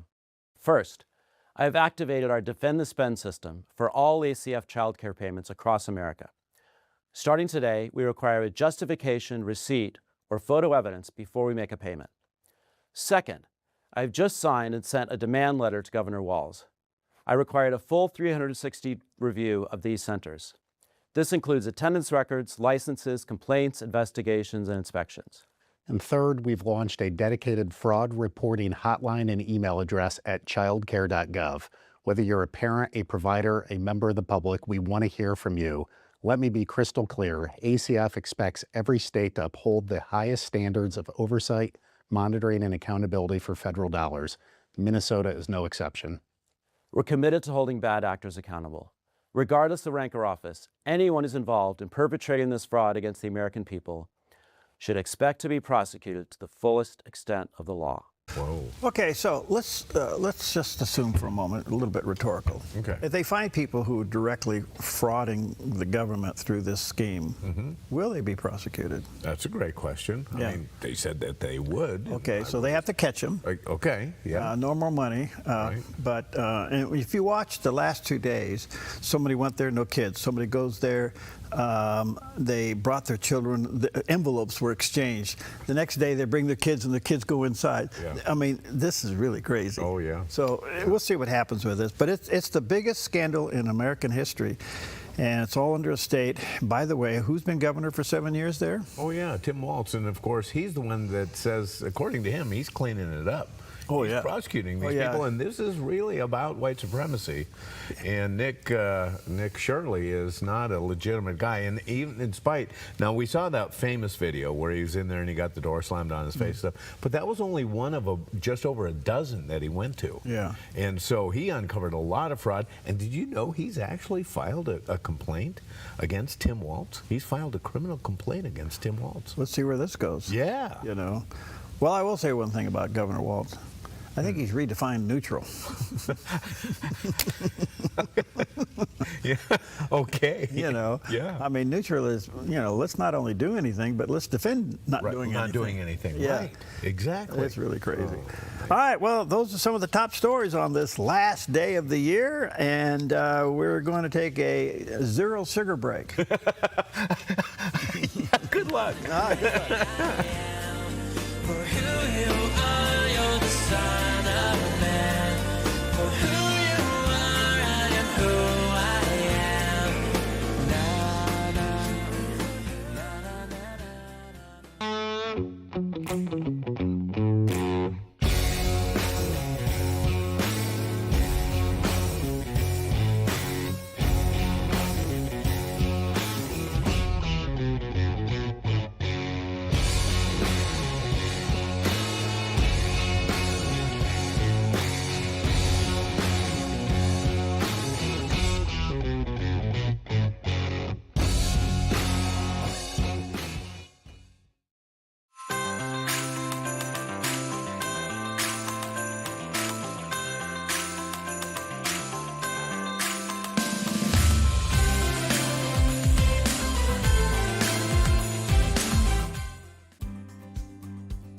Stewardship begins with the knowledge that nothing belongs to us, but everything belongs to the Lord.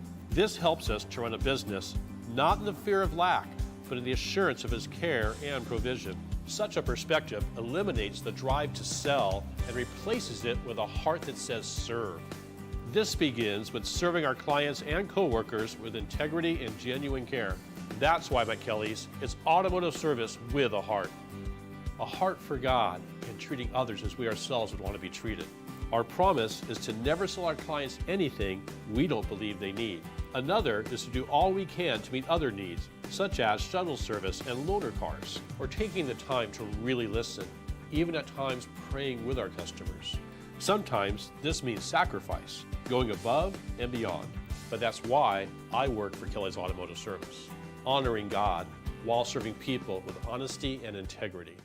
Applegate River Golf and RV Resort, a pristine 9-hole course alongside the Applegate River. Their clubhouse offers a golf simulator experience. The RV Resort is adjacent to the golf course with convenient pull-through parking. Applegate River Golf and RV Resort. Information at applegaterv.com.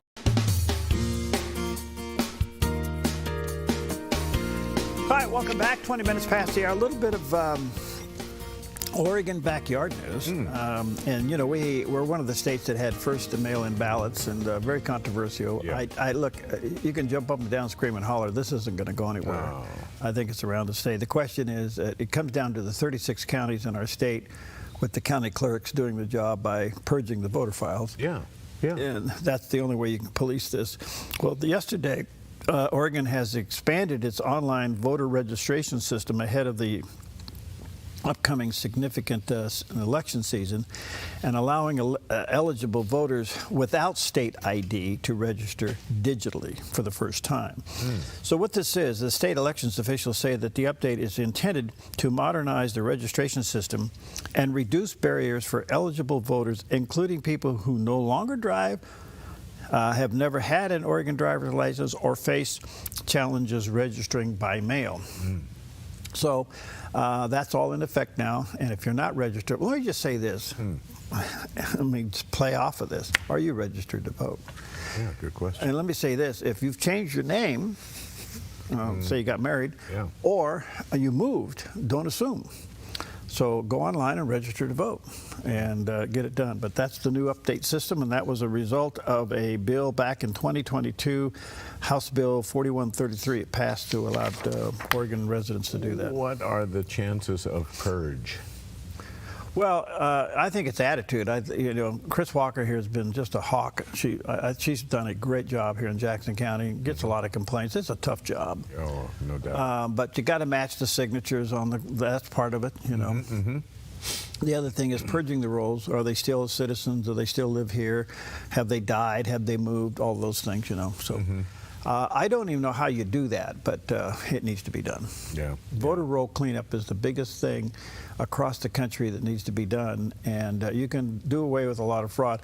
But can you imagine now, in Minnesota, they had a voter voucher thing going on where if you were a registered voter, you could vouch for 8 other people to get a ballot. Yes. With no ID. Oh, yeah. You talk about voter fraud. How in the world did they turn the state over? That's how they turned the state over. So I could say something very political here, but I won't. Because it's the end of 2025, and I think we ought to be happy about that. Well, we are, but we still want to know what you have to say. I'll tell you in the break. Okay, all right. All right, in the meantime, here you go. Let's take a look at Wall Street. Let's see what's happening there. Thank you, Preston, with Smart Lawn. Now, if you're tired of mowing, edging, weeding, fertilizing, call him. Yeah. Well, the Dow's not happy today. It's down 72, almost 73. NAS is off 39, and S&P down about 10.5. So the ringing of the last day of bell is a little bit in the red, so we'll see what happens, okay? That's at the beginning of the day. So meantime, gold's off a few pennies, 43.61. Silver's down, what, $1? 73.01. And, excuse me, didn't mean to do that. Crude oil's right at $61 a barrel. Now, you went online. What's the average nationwide? The average nationwide for fuel is $2.75. Okay. And it's $3.45 in Oregon. Yeah. That's the average price right now. So can you save the $4.3 billion bill? Boom, boom. Yeah, fees and taxes, they're all there. Okay, so we've been talking a lot about AI. So how does AI enter into the investment world? Ooh. Well, Jim LeCamp, Vice President of Morgan Stanley, told Fox Business that AI, with its data centers, is huge for the markets, but he also recommends diversifying your portfolio. Let's listen. The market really isn't at historically high values, and we're seeing some rotation in the market, the financials, the industrials, basic materials, even the mid caps. This is healthy. A rotation in the market is healthy. But getting back to the data centers, the AI trade, if you look at CapEx plans, that's where all the money is flowing. That's where a lot of the hiring is happening in the economy. And yes, that is where a lot of growth in the markets is happening. And I had a client ask me the other day, he said, do you think we should sell all our high PE stocks? And I said, well, you could, but if you do that, you're selling all the stocks that have the best growth prospects out there. So you might want to rethink that. And again, the spend for AI and the CapEx plans for businesses in this area is still very solid. Yes, there are concerns, and there's a lot of interdependency between these companies, and there's a lot of debt involved, but lower rates will help that from the debt side. So I think the trade is still intact. These are real businesses. In the dot-com bomb era, yeah, a lot of those were not real businesses at all.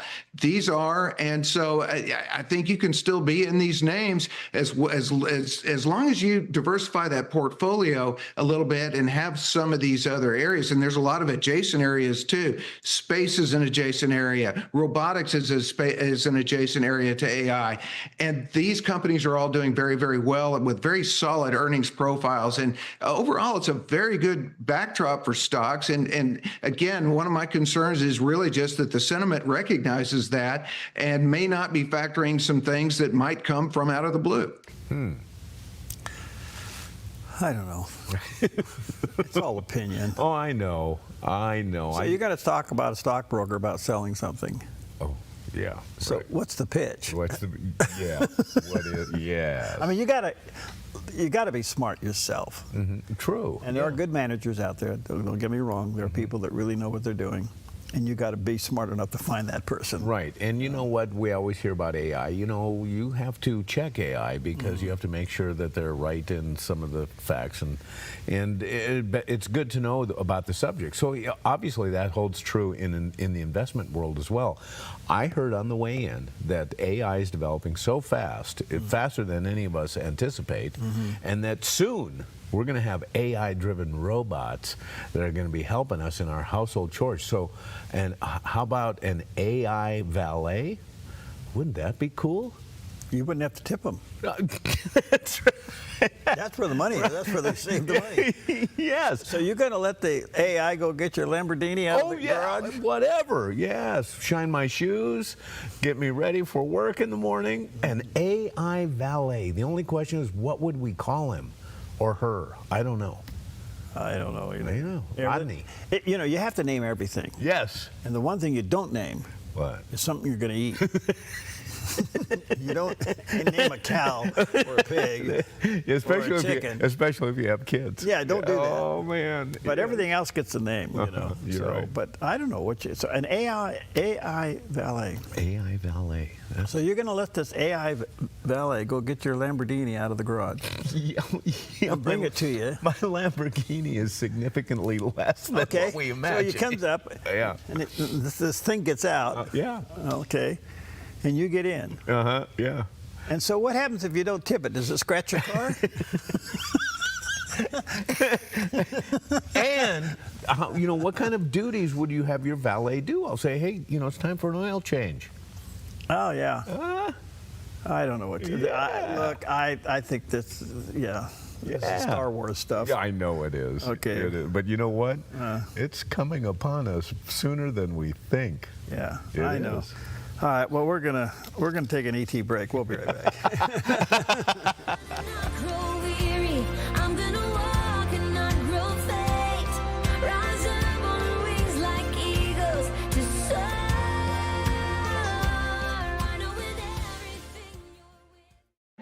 The threat of wildfire poses a growing risk to Oregonians. You can prepare now by taking 3 important steps. Create a home inventory, make copies of important financial records, and contact your insurance company to make sure you have the right amounts and types of home insurance coverage. Be wildfire ready by being insurance ready. Visit dfr.oregon.gov/prepare now to learn how. What happens when people hear an audio Bible in their own language for the very first time? I still remember an old man in the village. We just finished the Bible, we have it in audio. It's the story of Jesus Christ, the Son of God. Would you like to listen? And the old man, 94 years old, said, I have never heard of Jesus Christ, the Son of God. That day he did, that day he accepted Christ. Join me for the John Ankerberg Show weekdays at 4 o'clock right here on the Dove TV. It'll be encouraging and informative.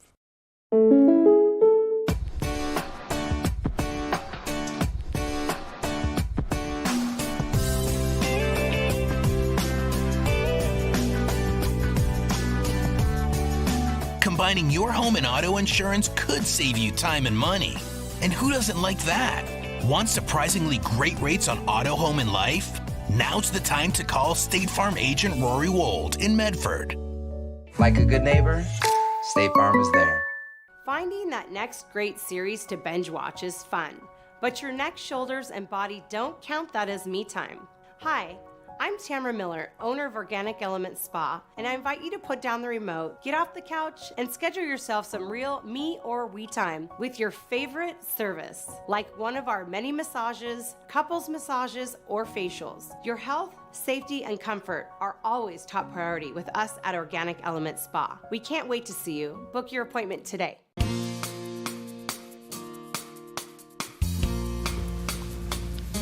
Okay, welcome back, and happy last day of the year. Yahoo! All right, well, we just talk about all the techie stuff. Oh no, okay. We got Kathy Koch coming up. She's got more, huh? Dr. Kathy Koch, she's got more on it, and how you use this stuff in chatting with people you care about. Yes. I didn't know that all this came with rules. Conversations come with rules? What? All of a sudden, technology has its own set of ethics. Okay. Yeah. You know? Yeah. Anyway, here's what she had to say. Is technology all good? No. Is technology all bad? No. Like with many things, it has to do with your purpose, your intent, managing time, managing your character. A couple of comments. What makes it good? I think doing research together. I think hunkering down with roommates, maybe your whole family is looking at, a fall break vacation. Where do you want to go? Let's look at the state parks and figure out which one might be the one that we would want to go to as a family. Which are the restaurants in towns we haven't been to yet? And let's go check some out, or coffee shops or whatever. So doing research together, doing research alone isn't horrible, of course, and then sharing results. But can you imagine looking over a device together and discovering truth, discovering what might be going on that you could be blessed by? I think that's a huge advantage of technology. Another great advantage is connection. Now, it can break the connection of face-to-face, and that's what, of course, is the dilemma, right? It's not appropriate if you're in a room with people to be valuing the people that in your text stream more so than the people on the couch with you. You know, my opinion, but it's my opinion you get. And I'm not saying that you don't ever use it. It's a need and a want. Maybe there is a need going on and you might be called away on a business trip, or you might be called to an early track practice. And so you have a right to have the phone on even though you have a friend over. But that doesn't mean that you prioritize that, because people in the room prioritized absolutely by people in the phone. Amen? Does that make sense to you? You know, let me say something else about texting. You know, I'm recommending that when there are people in the room, you pay attention to them more so than the text stream or social media or email or even your camera in the last picture that you took. But let me mention something positive about texting. It can keep us connected. My own nieces and nephew would prefer to text with me than call, and I've learned to not be offended. Would I rather hear their voice and have a give and take conversation? Of course I would, but I'm older and I need to honor that at least they reached out to me. At least they remembered I was alive and they cared about something. My niece did recently call and we had a great conversation.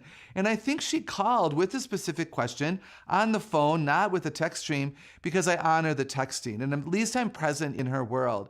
And another thing, if you haven't heard this, by the way, if a young person texts you, it doesn't give you permission to call them back. It doesn't mean that just because they're available on their phone that you should call them. Teenagers and young adults tell me all of the time that if moms and dads do that, they are likely to not answer the phone. So keep that in mind. Man, I pray that makes sense. Well, Did you get that? Yeah. Oh, yeah. Okay, so texting or calling, what do you prefer? How do you prefer to have somebody get a hold of you? Well, I don't care of either one. It's just right. If I'm busy, don't get upset if I don't respond right away. Okay. But the other thing for me is I like conversations better than, and I text a lot, but I like conversations better than texting because I think the nuances are lost in texting, and sometimes the meaning is lost in your text because it sometimes comes across dry or kind of emotionless, unless I put that little smiley face on it to let them know I'm happy about this. Okay. This is good. You can so respond with we that. need emojis sometimes to lighten it up a little bit. Yeah. Yeah, just got to remember what you read was probably, you're reading it not in the spirit in which it was written. Yeah, and there's a lot of confusion. I mean, there's a certain percentage, like 36% or something like that, that messages, text messages are taken the wrong way. All right, good stuff. All right. All right, here's a guy that does the weather in the spirit in which it should be taken. Right A look at our weather from Grange Co-op. Today in northern Oregon and southern Washington, widespread morning frost mainly before 10 a.m., otherwise mostly sunny with a high temperature near 47 for Vancouver, Portland, and Wilsonville, and near 45 in McMinnville. Continuing down the Willamette Valley with areas of frost and patchy morning fog with daytime highs near 44 for Salem, Albany, and Corvallis, and near 47 in Eugene, with a calm wind and lows tonight in the mid-30s. In central Oregon, air stagnation advisories with partly sunny skies and highs near 51 in Prineville, 48 in Bend, and near 46 in Sun River. Over in Boise, Idaho, air stagnation with partly sunny skies and a high near 43. Along the Oregon coast, patchy fog, then partly sunny in mid-50s in Coos Bay, partly sunny, then a chance of showers with high temperatures near 55 in Brookings and 57 in Crescent City, California, with a calm wind. In southern Oregon, patchy fog, then partly sunny and 43 in Grants Pass, mostly cloudy and 50 in Medford and mid-50s for Ashland with showers tonight. In the Klamath Basin, partly sunny with highs in the mid-40s. Into northern California, mostly cloudy and mid-40s in Wairika, cloudy with late afternoon rain and high temperatures in the mid-50s for Redding, near 51 in Chico and 49 in Sacramento with lows in the mid to upper 40s. In the Bay Area, a chance of rain with daytime high temperatures near 53 in Santa Rosa and 52 in Napa. Rain in San Francisco with a high in the mid-50s. And today in San Jose, rain with daytime highs in the mid to upper 50s. It's a snapshot of your New Year's Eve weather from Grange Co-op. Well, happy almost New Year. There's sunrise over the valley this morning, and we do have an air stagnation. They're saying it's supposed to be in effect about 4 o'clock today. And then that storm starts to move in and we'll get some air movement. But anyway, pretty nice morning out there. Well, it has been labeled the Fog Bowl, the greatest football game nobody ever saw, and it was played on this day in history. On December 31st, 1988, one of the strangest playoff games in NFL history unfolded at Soldier Field in Chicago, a game forever known as the Fog Bowl. As the Chicago Bears faced the Philadelphia Eagles, a thick, swirling fog rolled in off Lake Michigan late in the first half, turning the field into what meteorologists described as clouds on the ground. Fans in the stands couldn't see the action, and neither could viewers at home.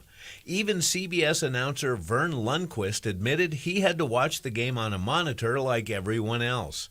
Players said they could barely see more than a few yards ahead, and Bears defensive end Al Harris compared it to playing in a cemetery. The NFL briefly considered stopping the game, but officials allowed it to continue. Through the haze, the Bears won 20-12 in what a Chicago Tribune writer famously called the best game you never saw. It remains one of the most bizarre and unforgettable moments in football history. Wow. So, how do they know it was a touchdown?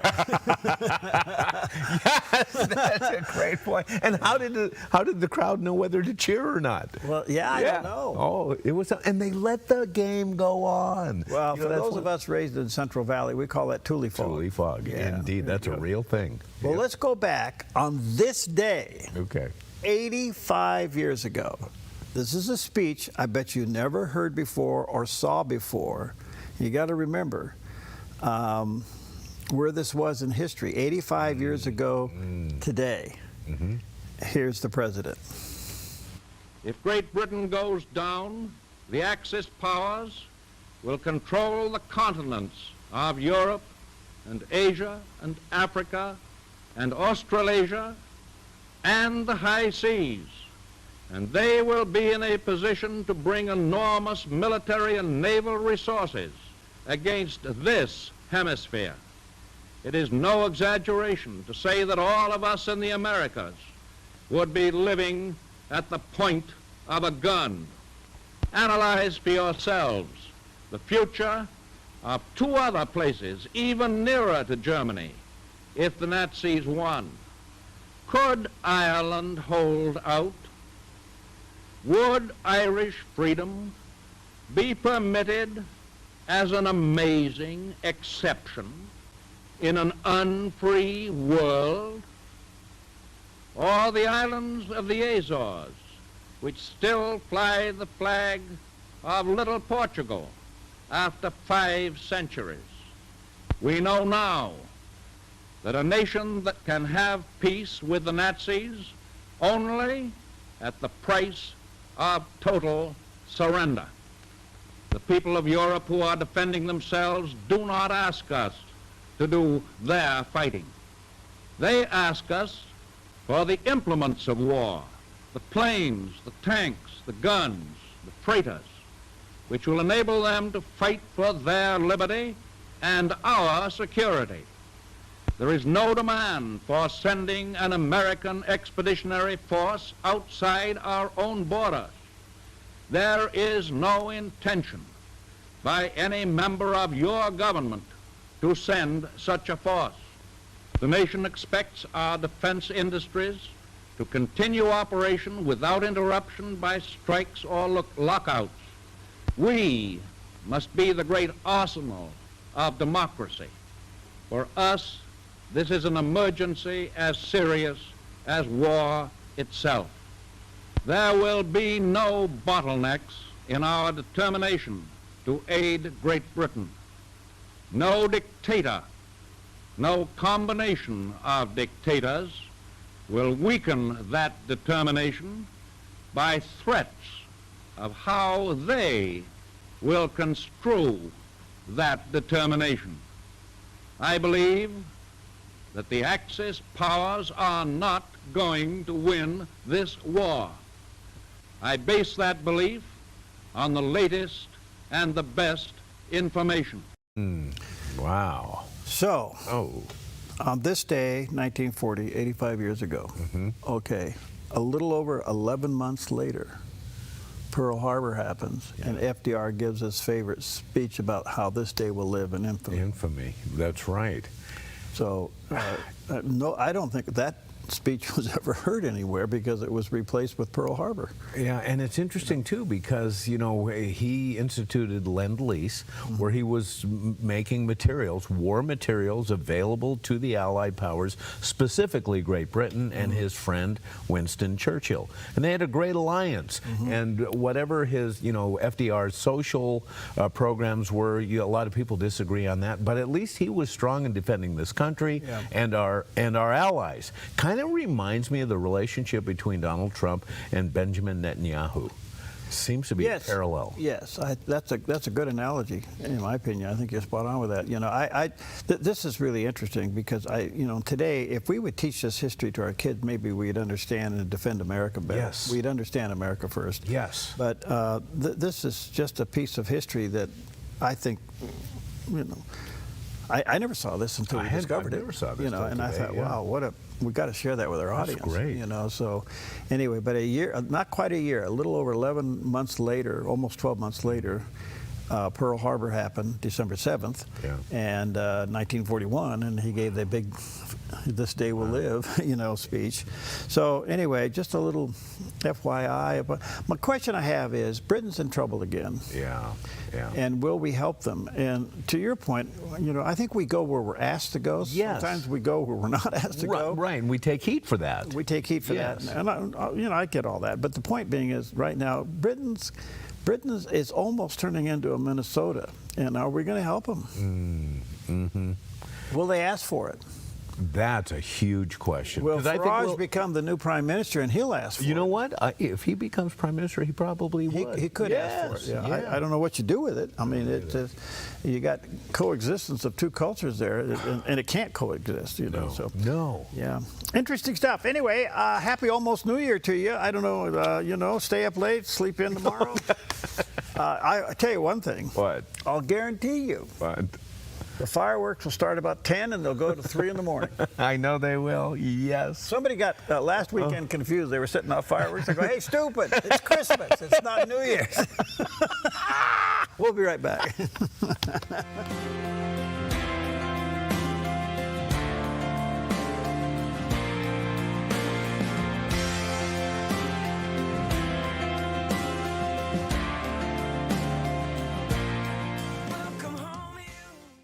If you enjoy the Dove TV, tell a friend or family member. If they can't receive a signal, the Dove streams worldwide on Roku and Apple TV, plus online at thedove.us. Help encourage someone who needs hope. Spread the word about the Dove TV. Don't let pain hold you back. I'm Dr. Joel Brind, and I developed Sweetamine to stop inflammation the all-natural way. Just use it like a sweetener once a day. It's that simple. My unique formula harnesses the power of glycine and works around the clock to boost your overall health, stopping chronic inflammation that causes pain. Try my 12-day challenge risk-free for just $19.95 with free shipping at sweetamine.com or call 1-855-GET-SWEET today. Relief has never been so sweet.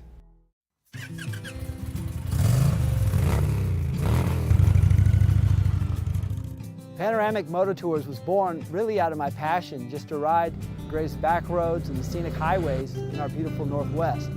God put it on my heart to share the experiences and invite others. More than riding beautiful roads, it's the camaraderie and fellowship. It's hearing each other's stories. It's being mutually encouraged on our journeys of life. Riders can book one of our ready-to-ride guided tours offering the best of Oregon or Northern California. Or book a private custom tour tailored just for your group to destinations like Glacier or Yellowstone. For more information, go to panoramicmototours.com or call me, Nick, at 541-622-3844. When you find something you love, you just want to share it. panoramicmototours.com. Your next adventure starts here. They're fun-loving twins. They love God, hunting, and pranking each other. Join the Hamptons for outdoor adventure every weekend on Twin Factor. Brought to you by Black Flag Armory in Medford and Grants Pass. Truly excellent service.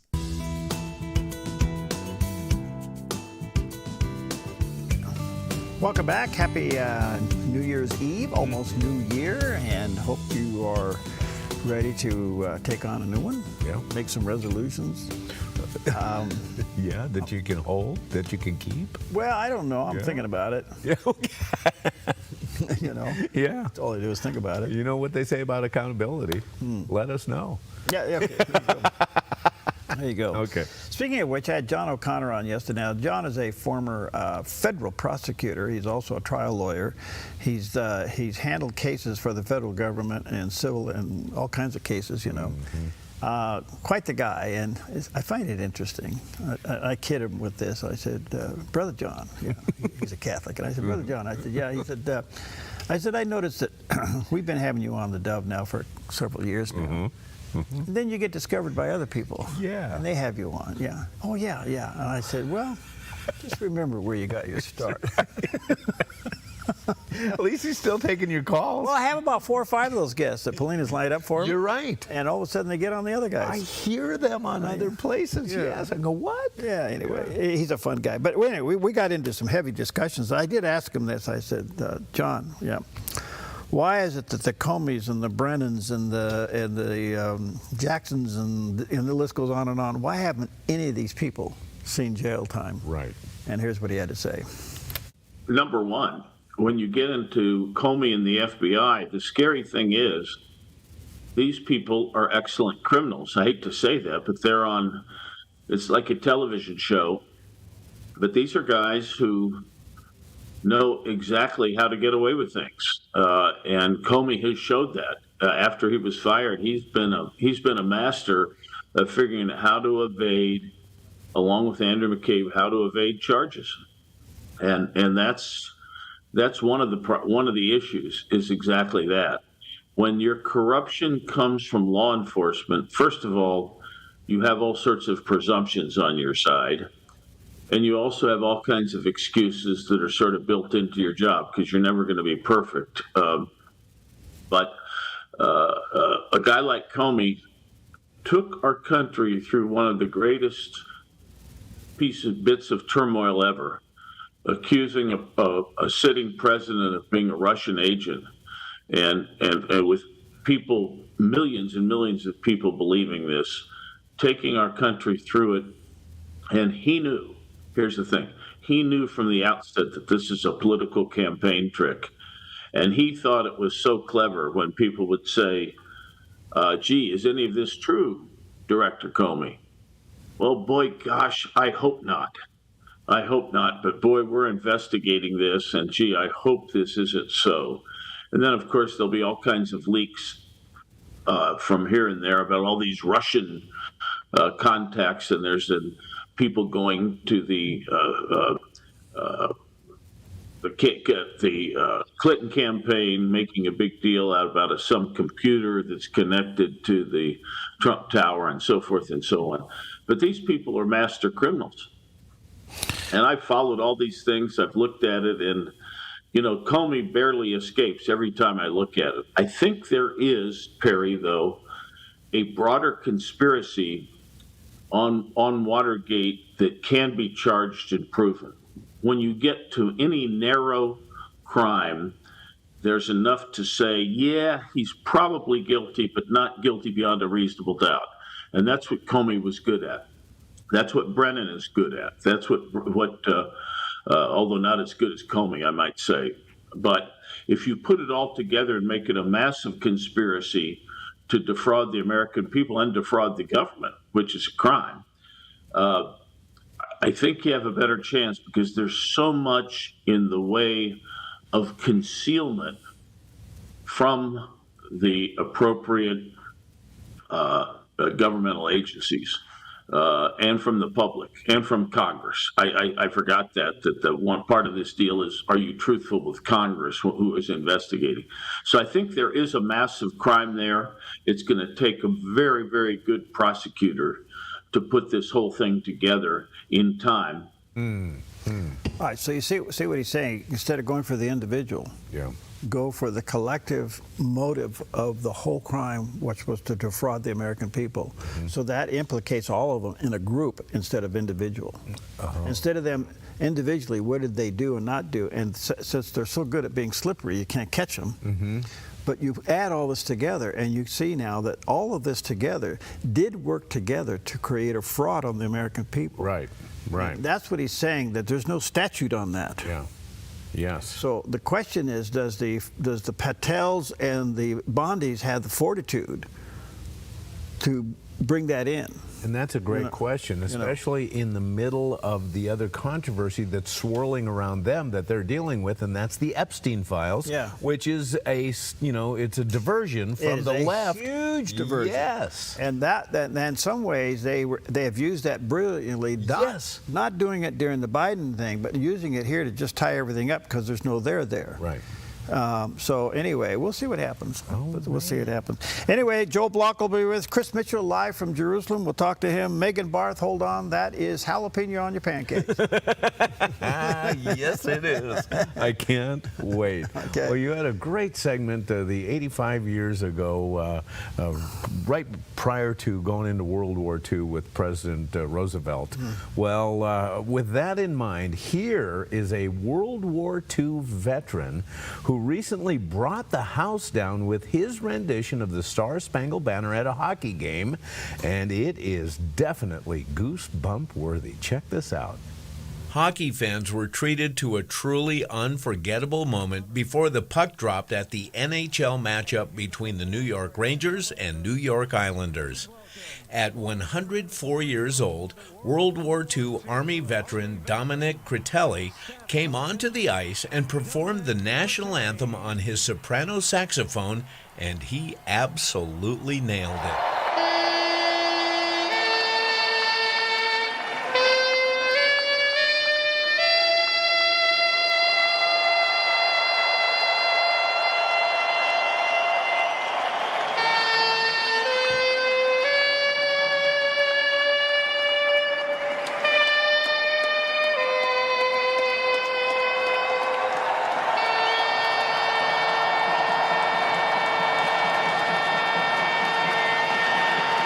Ladies and gentlemen, Staff Sergeant Dominic Critelli.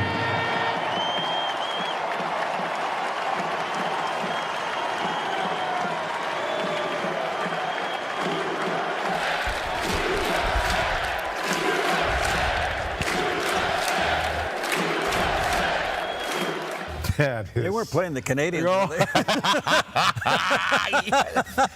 That's good. Oh man, that was really outstanding. And gosh, it gives you goosebumps. Definitely goosebumps, and not only such clean, good tone, but did you hear how long he held out that last note? I'm just going, breathe, brother, He's breathe. 104 years old. Oh my goodness. Wouldn't you love to interview him? Yes. Yes. I'd love to sit down and just talk to him.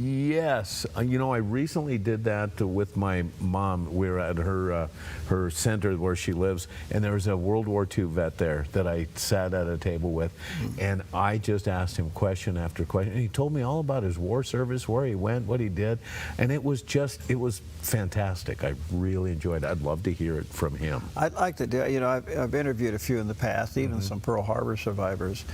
And now that we look back on FDR's speech of 1940, you look at all this, and there was a camaraderie commitment in that war that we don't see anymore. Yes, you're right. They had each other's back. Yeah. There was a fellowship there that was, I don't know how to explain it. Yeah, I don't either. Yeah, but you're right. You're right on the money. It kind of showed up a little bit in the Korean War and a little bit in the Vietnam War, but the Second World War, I don't know. It was like we're all in this together, and they lied to go to war. Yeah. And you know what? A great program to watch a series is Band of Brothers. It really exemplifies that. Yeah. All right, the last scripture for this day, at least for this year, I should say, Isaiah 43, 18 and 19. Remember not the former things, nor consider the things of old, but behold, I am doing a new thing. Now it springs forth. Do you not perceive it?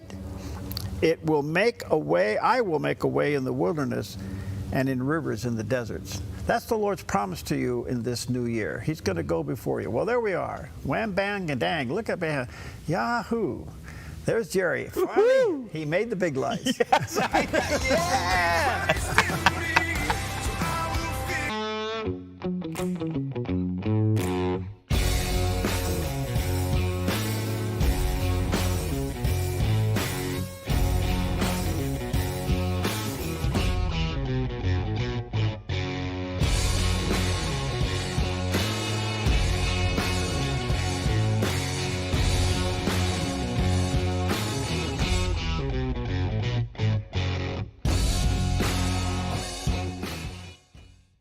Applegate River Golf and RV Resort, a pristine 9-hole course alongside the Applegate River. Their clubhouse offers a golf simulator experience. The RV Resort is adjacent to the golf course with convenient pull-through parking. Applegate River Golf and RV Resort. Information at applegateRV.com.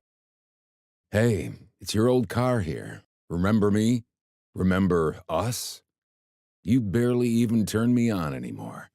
It's clear you don't need me, but that's perfectly fine, my friend, because you can choose to give this old car new purpose and donate. There are incredible nonprofits out there that accept cars just like me. So call or donate online.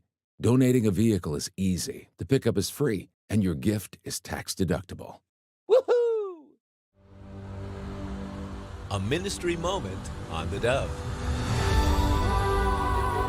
When I was a teenager, I remember I was taken to Johns Hopkins Hospital for surgery. I was frightened at the idea of being paralyzed for the rest of my life. I was only a kid. Well, they pushed my gurney into the old hospital lobby and parked me at the foot of this big statue. I looked up breathless. It was a massive marble figure of Christ with outstretched arms. At its base were the words of Jesus from Matthew 11. "Come to me, all you who are weary and burdened, and I will give you rest." That day I was placed directly at the feet of Jesus, and I will never forget the warm embrace of his outstretched arms. I would replay that moment so many times, it became part of my healing. Friend, today, picture yourself at the feet of Christ, because he can lift your burden. A ministry moment on the Dove. My kid just landed in the helicopter. I don't know why I'm here. I don't know how bad this is. I don't even know if she's alive. Nobody was telling us anything, which it's like almost like no one wanted to say it. I was just stunned, like all these people are here for my daughter. And then, there's a part of me that thought like, well, God has to hear that, right? Like maybe he didn't hear me, but he had to hear all these people. Watch the 700 Club Wednesday morning at 11 on the Dove TV. Find answers to life's biggest questions with pastor and author Bayless Conley, Tuesday, Saturday, and Sunday on the Dove TV.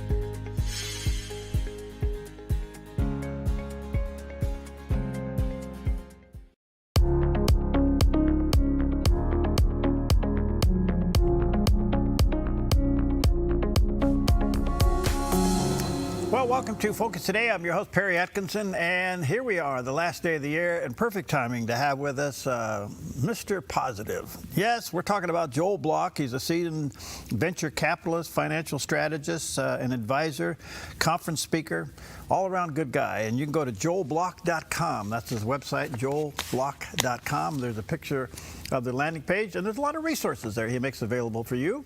You may want to check them out at joelblock.com. Joel, good to see you, buddy. How are you? Hey, Perry. How are you this morning? Good. Happy almost New Year to you.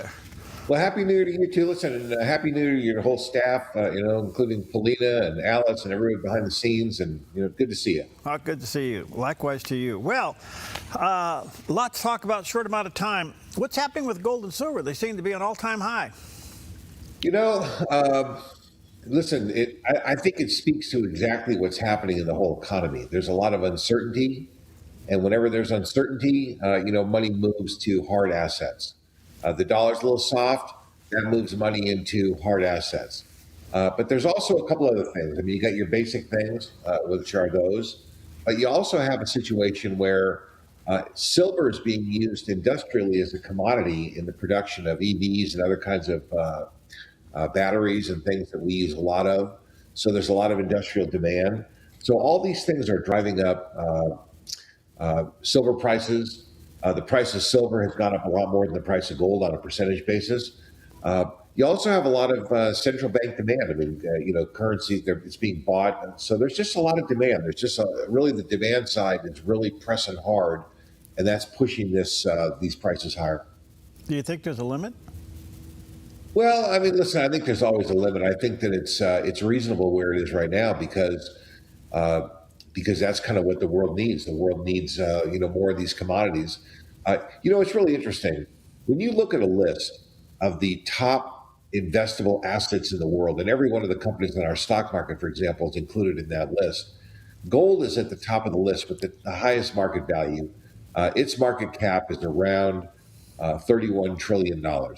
Then Nvidia, you got Amazon, Microsoft, Apple, you got these other $3-4 trillion companies.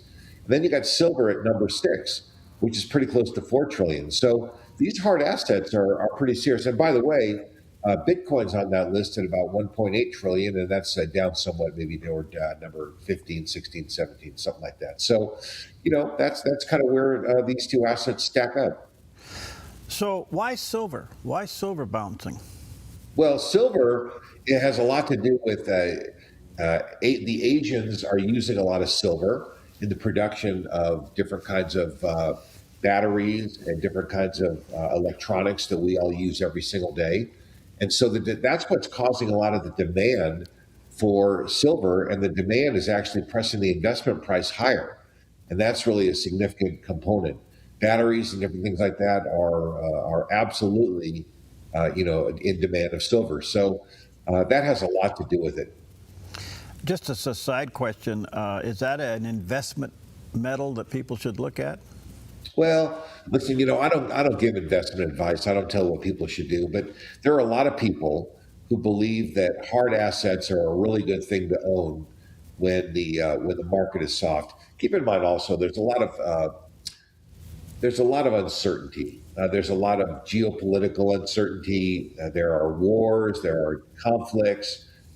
There's a lot of tension, and when that exists, the market's uncertain. That's when people go to hard assets because they worry about collapsing currencies, and they just believe that holding hard assets is going to protect them in the long run.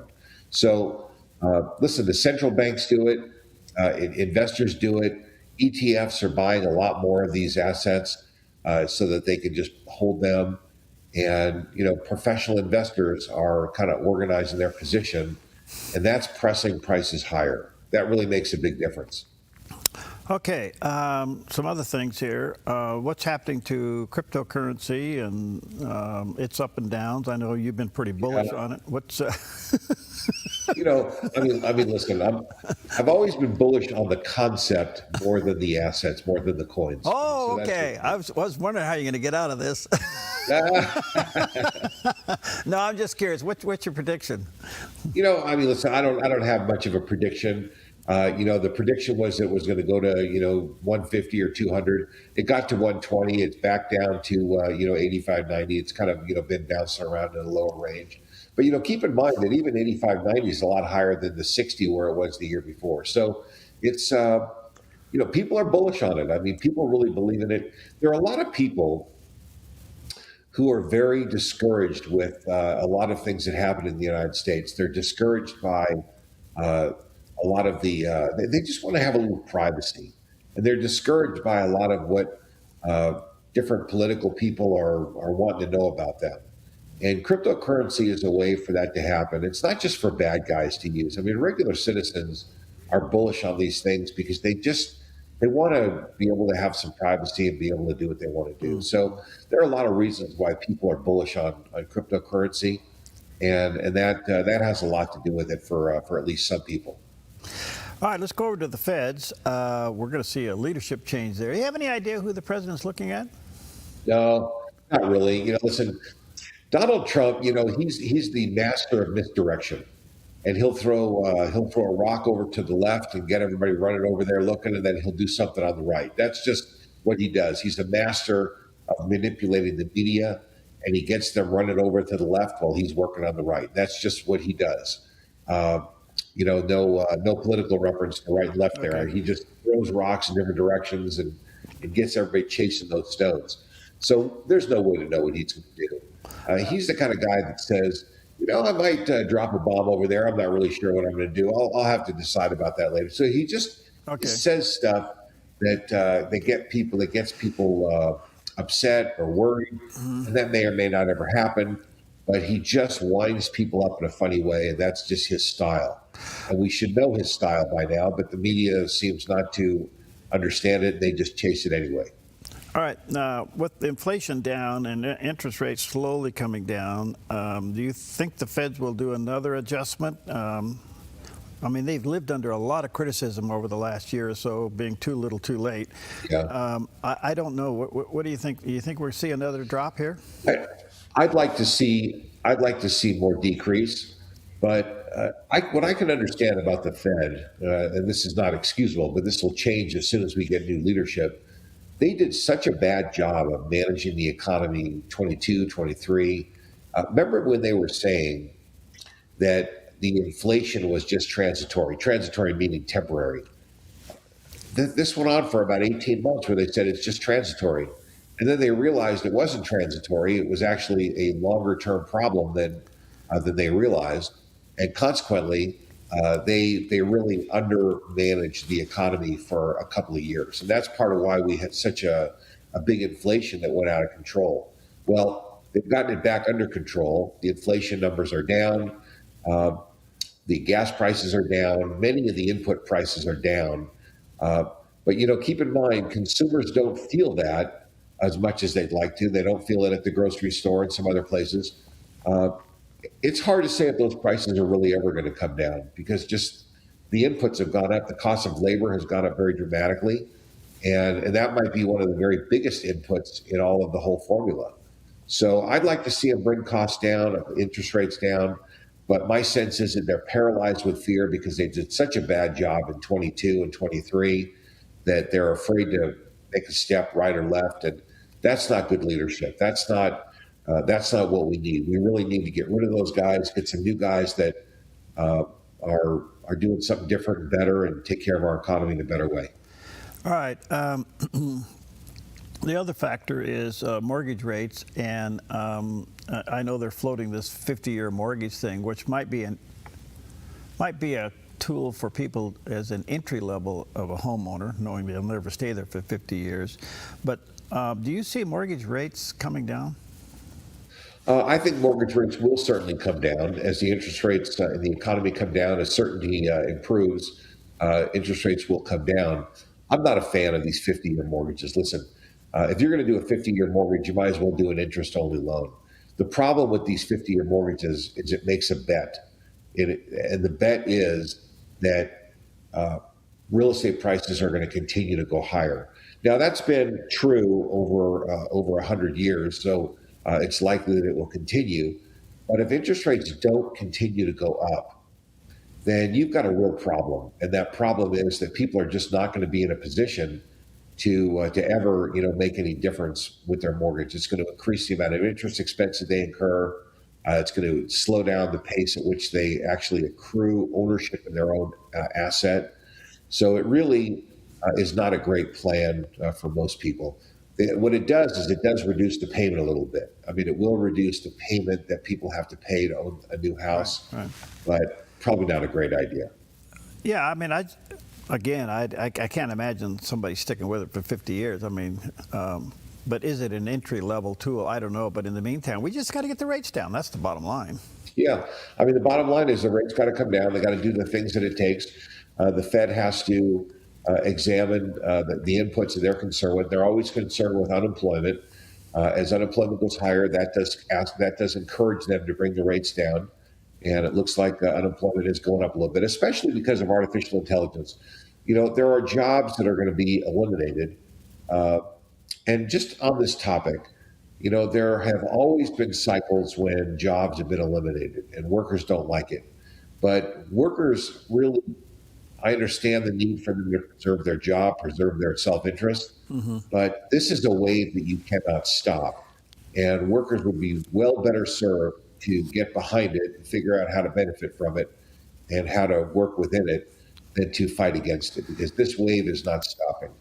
So it is going to affect jobs. Let me squeeze one more question in here, and that's tariffs. So we've seen the good side and the bad side of tariffs. That's still sitting as a case before the Supreme Court. I'm sure they're kind of stuck on what to do, because if they make one decision, it could destroy the economy.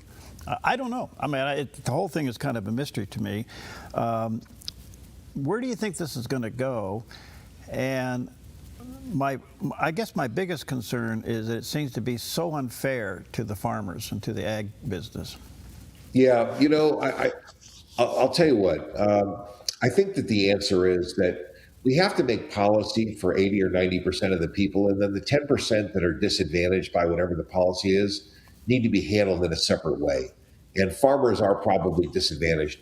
But keep in mind a couple other things. This whole soybean deal, or whatever those beans were that China was stopped buying from American farmers.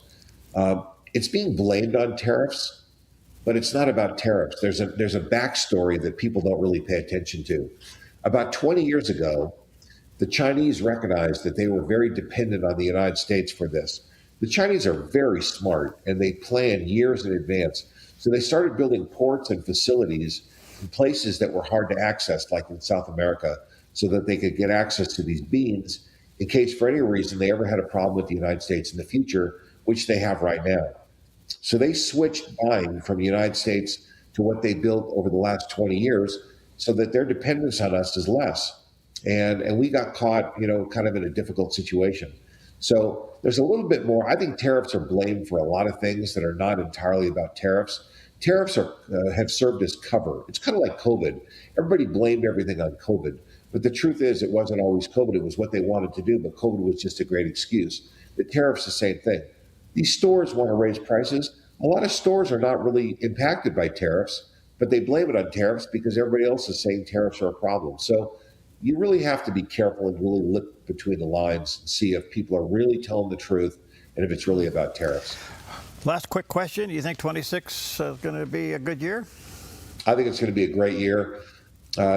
The one thing that tariffs has done is they've moved a lot of investment dollars into the United States. The president has negotiated deal after deal. I don't know exactly how much that's going to come in, but we already know that trillions are coming in because the large companies in our country are starting to build data centers, and these data centers are massive operations. So the demand for these great red, white, and blue collar workers that we have in the United States, the high skilled people that do the great work that we need done, management, very high quality leadership people, are all going to be attracted to new opportunities. And companies need to be very careful that they're protecting their workers, because otherwise they're going to be poached by other companies that are looking for the best people. So I think it's going to be a great year. I think a lot of money is going to pour in and a lot of opportunity is going to be here. But it might not be the same exact opportunities that we've had right now. So people have to continue to raise their bar and get better, because otherwise these opportunities might not be available to them when the time comes. Joel, good to see you. Happy New Year to you, buddy. Thanks for all you do. Let me say to our viewers and listeners, check out his website, joelblock.com. Very resourceful. There's a picture of the landing page, and he's got a lot of resources there, joelblock.com. Thank you, buddy. Harry, always good. See you. Happy New Year.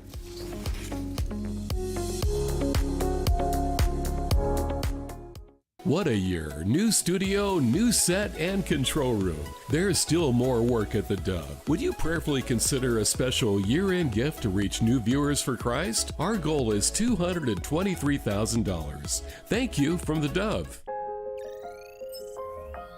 The Lennox iComfort S30 thermostat can sense changes in your environment. It even knows when you come and go.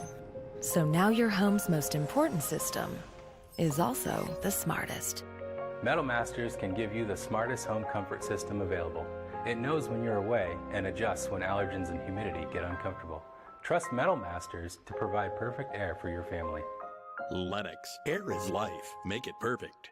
Welcome to Rise Direct Primary Care. Imagine a healthcare experience where you're known by name, cared for like family, and treated with compassion. How is that possible? With an affordable, flat monthly membership, you receive unlimited primary care and minor urgent care visits. No insurance needed. At Rise Direct Primary Care, we offer a friendly, affordable healthcare experience where you get a whole hour with your provider. Located in Central Medford and accessible by phone or text, we can typically get you in the same or next day. We prescribe urgent care medications directly from our office, saving you a trip and wait time at the pharmacy when you'd rather be at home getting better. Personalized medical care with a human touch. Rise Direct Primary Care is all about healing the sick with compassion and keeping the healthy healthy. Rise Direct Primary Care. We're here for you. Visit risehealthdpc.com or call or text us 541-827-8603. 541-827-8603.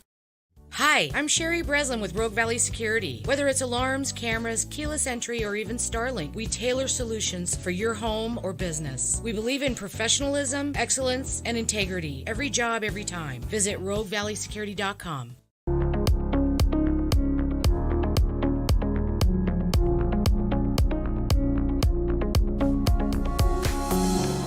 welcome back, and so honored when we have time to sit down with our good friend Chris Mitchell. He's the host of Jerusalem Dateline right here on the Dove Television Network. He's also the CBN News Middle East Bureau Chief, and he always gives us time, and we value it greatly, and we pray for him often. He's in the war zone, but today he's in the United States, and so we welcome him. By the way, he has a website, chrismitchellnews.com, and there's a picture of that.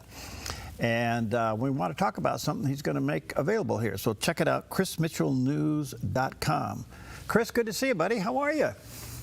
Hey, Perry, great to be with you. Happy New Year. Happy New Year, buddy. It's almost, you're going to see it before I do. Hey, I've been looking at your website here with your 7 episodes. This is exciting. Tell us about it.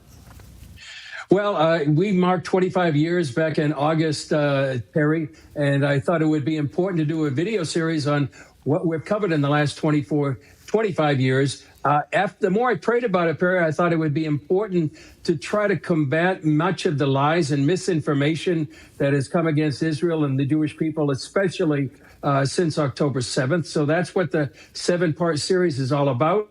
It covers the biblical, historical, and prophetic foundations of Israel and what we need to know. I think in the body of Christ, we need to have a firm footing of what is actually going on biblically, historically, and prophetically.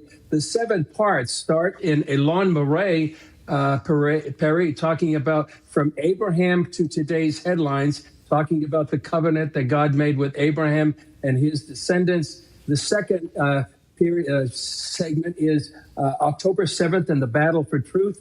Ever since October 7th, Israel has been under assault. Is there committing genocide? Is it an apartheid state? What is this actually doing in Gaza? We talked to 2 survivors of October 7th.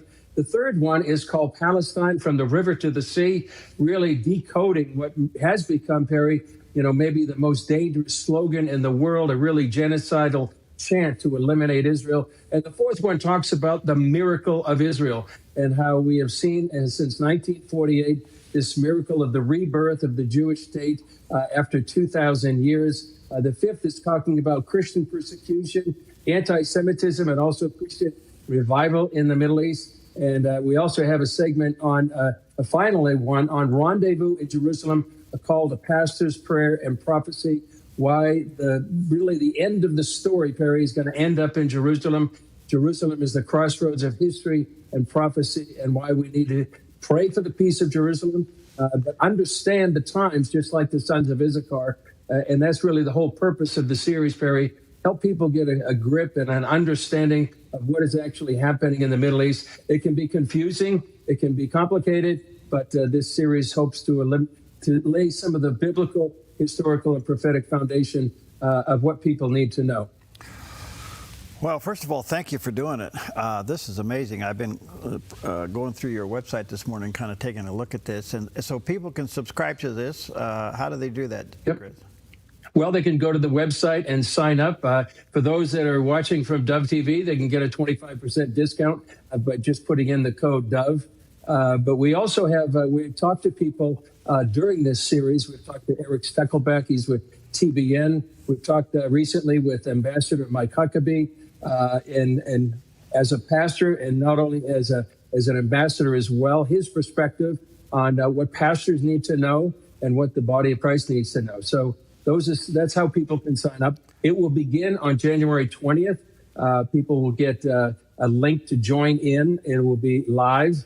I'll be discussing some issues throughout that hour or so, and also going to clips with like Eric Steckelbeck or the survivors of October 7th.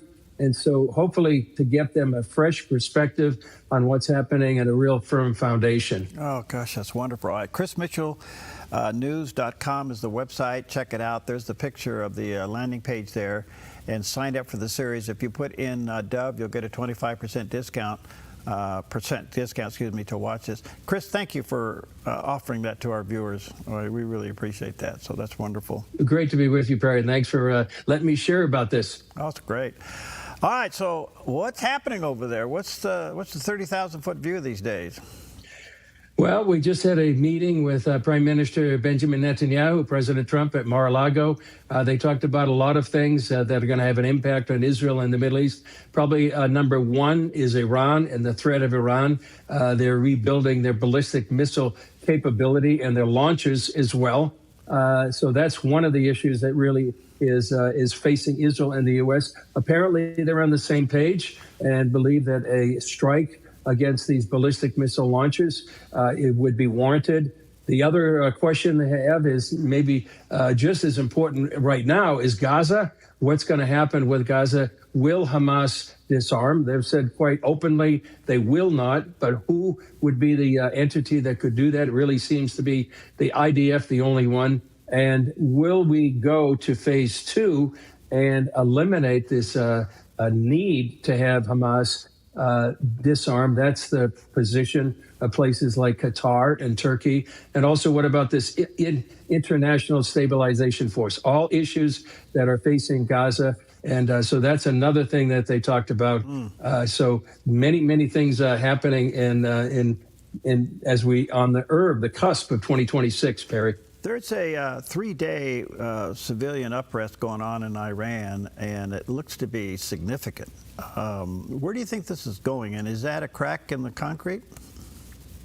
It could be a crack in the concrete. There's many cracks, actually, Perry, but whether or not they're big enough to actually have a regime change remains to be seen. We have seen this happen in the last 15 years or so, actually going back to 2006, I think, the Green Revolution. Unfortunately, most of those protests have not succeeded by overthrowing the regime. One of the main things they're protesting against is the economy. The collapse, the currency of the real is collapsing. That's why some of these shopkeepers started this protest about 3 or 4 days ago. Now, whether or not it's going to be big enough to come against the regime remains to be seen. There is, discussion that maybe the Mossad is fomenting some of this protest. And Reza Pahlavi, he's the son of the late Shah. He is trying to add his influence to this, and maybe there would be a regime change. But whether or not it's actually going to get that far, Perry, remains to be seen.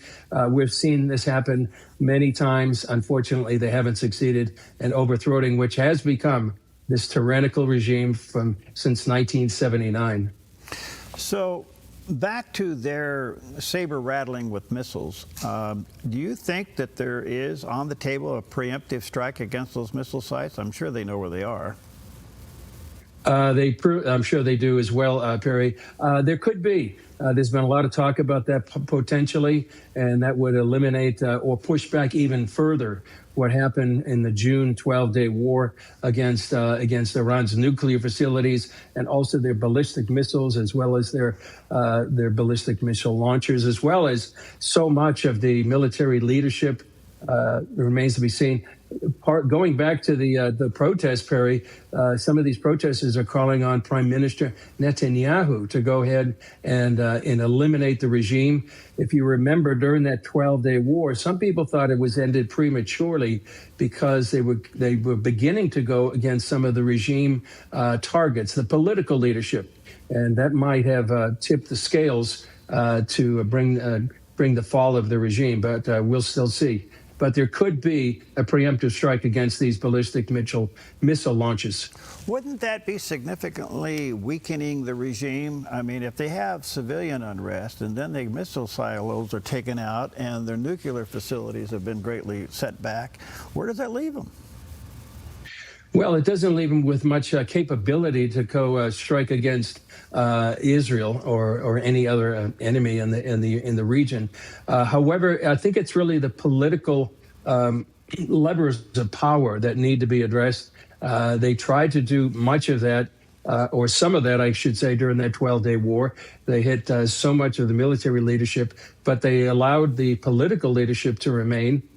So I think that could be the key to, coming against the Iranian regime. What's your take on Syria? Very problematic, very dangerous, I believe. There just came out a report from the Alma Research and Education Center. They're right on the northern border there. They track Hezbollah in Lebanon. They track Syria. And they came out with a report that said that 70 schools have been set up within Syria. Their Islamist ideology, this kind of ideology that is from Al-Qaeda to ISIS, which I think portends a very dangerous trend that they're preparing another generation to come against Israel and the West and try to implement Sharia law and renew the caliphate. So I think it's very, very dangerous. I'm particularly suspect of the new leader, al-Shura. He has his background in Al-Qaeda, and he had a $10 million bounty on his head. Now, we understand President Trump is trying to give Syria a chance economically to prove itself. I think many people in Israel are suspect, and that's why they have positions set up on Mount Hermon and actually right on the Syrian border, if not inside Syria, to make sure that they protect themselves against the potential of a rise of this Islamic regime inside Syria. So what I'm hearing you say here, Chris, is that President Trump and Prime Minister Benjamin Netanyahu are not on the same page when it comes to Syria. I don't think they are. I think there's a few things. I think that would be Syria. I think they're not on the same page in regards of Turkey and President Erdogan, and the same page as well as Qatar. Qatar is considered by the U.S. An ally, but I think it's considered by Israel as an enemy. So I think those are the big issues in the Middle East where President Trump and Prime Minister Netanyahu are not on the same page. Syria, Turkey, and Qatar. Those three main players, I think, are very suspect, very potentially dangerous to Israel. I'll come back to that, but one other quick question. Where does that leave Saudi Arabia? Well, I was just reading a report earlier today, Perry, about Saudi Arabia actually, getting a little more closer to Qatar and a little further away from the UAE, which has been traditionally considered a moderate influence in the Gulf. So that is a troubling development. Now, they say they don't want to normalize relations with Israel unless there is a Palestinian state. And ever since October 7th, the government and the people of Israel consider a Palestinian state a non-starter. They voted against it in the Knesset. And so I think that remains, how do you square the circle there with Saudi Arabia, hopefully being part of the Abraham Accords, but putting up a criteria that something Israel can't accept. Wow. So it's possible with the weakening of Iran, it lessens the incentive for Saudi Arabia to come into the accord. It could, yeah. As Iran grows weaker, it remains to be seen if Saudi Arabia will go ahead and come into the accords.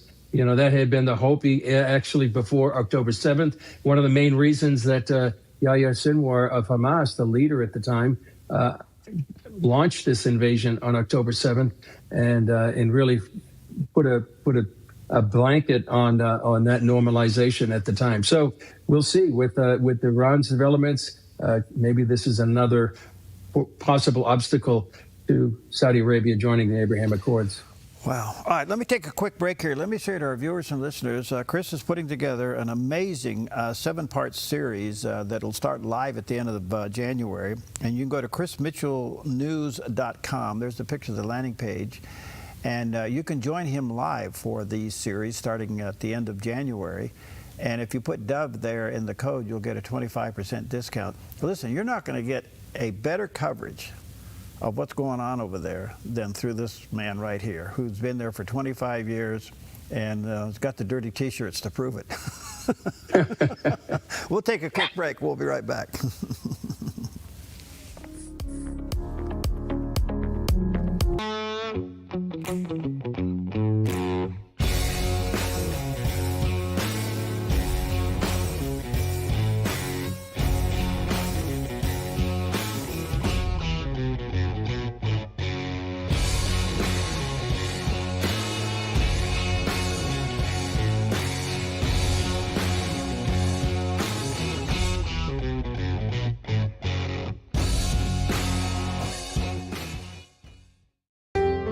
Come fall in love with Northridge Senior Living, where contemporary sunlit interiors meet old world elegance. Walk through our lovely hallways and enjoy the fun staff-led activities. Forge lasting friendships with other residents and our exceptional caregivers. Dine in style. Gather near the fireplace under breathtaking chandeliers. Our reasonably priced apartments are spacious with private balconies. Northridge is Christian owned and operated, pet friendly, and only 2 blocks from Asante Rogue Regional Medical Center. On-site 24/7 in-home care is available. We also offer senior adult daycare where your loved one can spend the day with us and the evenings with you. Northridge Senior Living, your home. Clean water is essential to your good health. Ultra Pure Purified Water has been delivering purified, healthy drinking water to the Rogue Valley since 1995. Locally owned and family run, Ultra Pure Purified Water uses a multi-stage process ensuring your delivery of water is 99.8% pure, so your family stays hydrated and healthy. Online at ultrapurewaterinc.com or call 541-734-0828. 541-734-0828.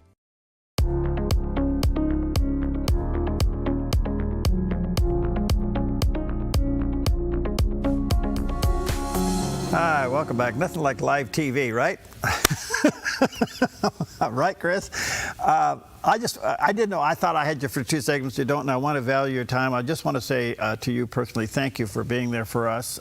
Thank you for being over there and the long hours you put in. I just want you to know you really are on our prayer list here, and we value you greatly. And I really hope a lot of people will take advantage of what you're offering here with your series. And it's going to start when?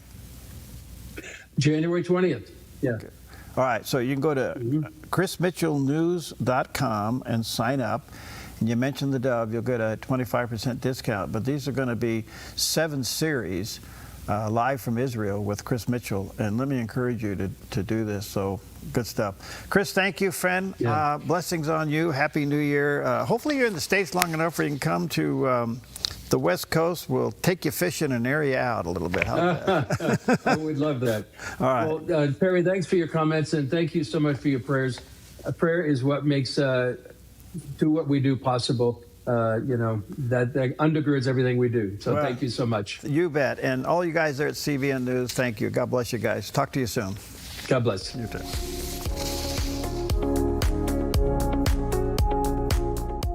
2025 has been a remarkable year of growth for the Dove. We have more exciting plans to bring the gospel to even more people. And once again, you, our faithful viewers and listeners, can help make this happen. Our goal is to raise $223,000. With this, we can renew our tower leases so you can continue to see and listen to the Dove. Then, and this is very exciting, we can construct a full-power TV station, opening the door for the Dove to reach thousands of new viewers via broadcast, cable, and satellite. Would you faithfully consider sending a special year-end gift to the Dove to help with these major projects? You can call us anytime at 541-776-5368 or donate online safely at thedove.us. Thank you for helping the Dove change lives and your faithful partnership. The Dove, encouraging and informative.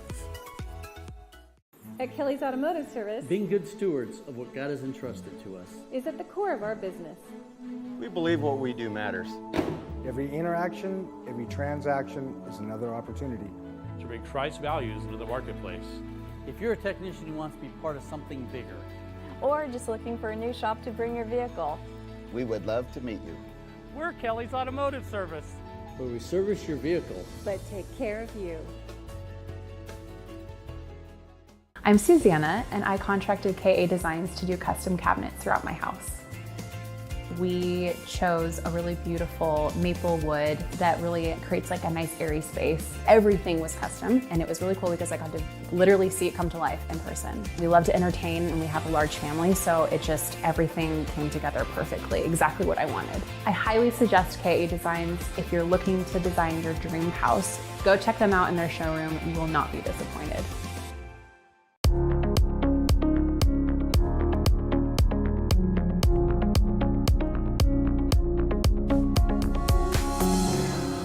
welcome back. And what a way to kind of wrap up a year of a lot of great interviews and a person that we have on quite often. And our audience just loves it when we have Megan Barth. She's an independent journalist. She's been all over the place. She's well connected. And she's officially our last Focus Today guest of the year, but not the last time she's going to be on the program. Earlier I said you're the jalapeno on a lot of people's pancakes. Oh my goodness. Well, I'm happy to be, yes. I'd rather be someone's shot of whiskey or a jalapeno. I'll take either one. Well, okay. How are you? Good to see you. Happy New Year. Happy New Year. I'm looking forward to a new year. Okay, good stuff. Hey, what's your take on what's going on in Minnesota? Absolutely.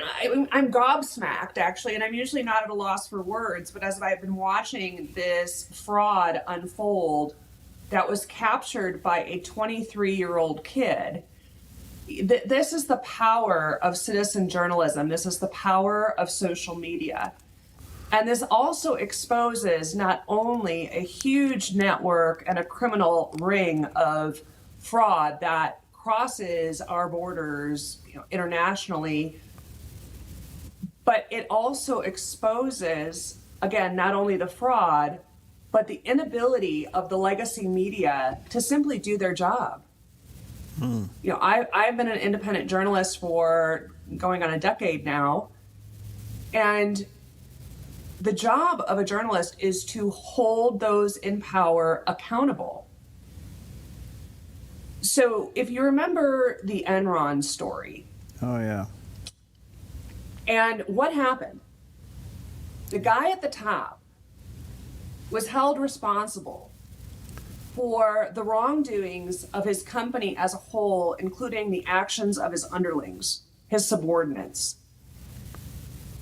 When this fraud first was started to be investigated in 2022 by Biden's FBI and then carried out by this DOJ because it was uncovered through Kash Patel, the director of the FBI, yesterday, that the Biden administration, using the FBI, was basically slow walking this investigation. Why?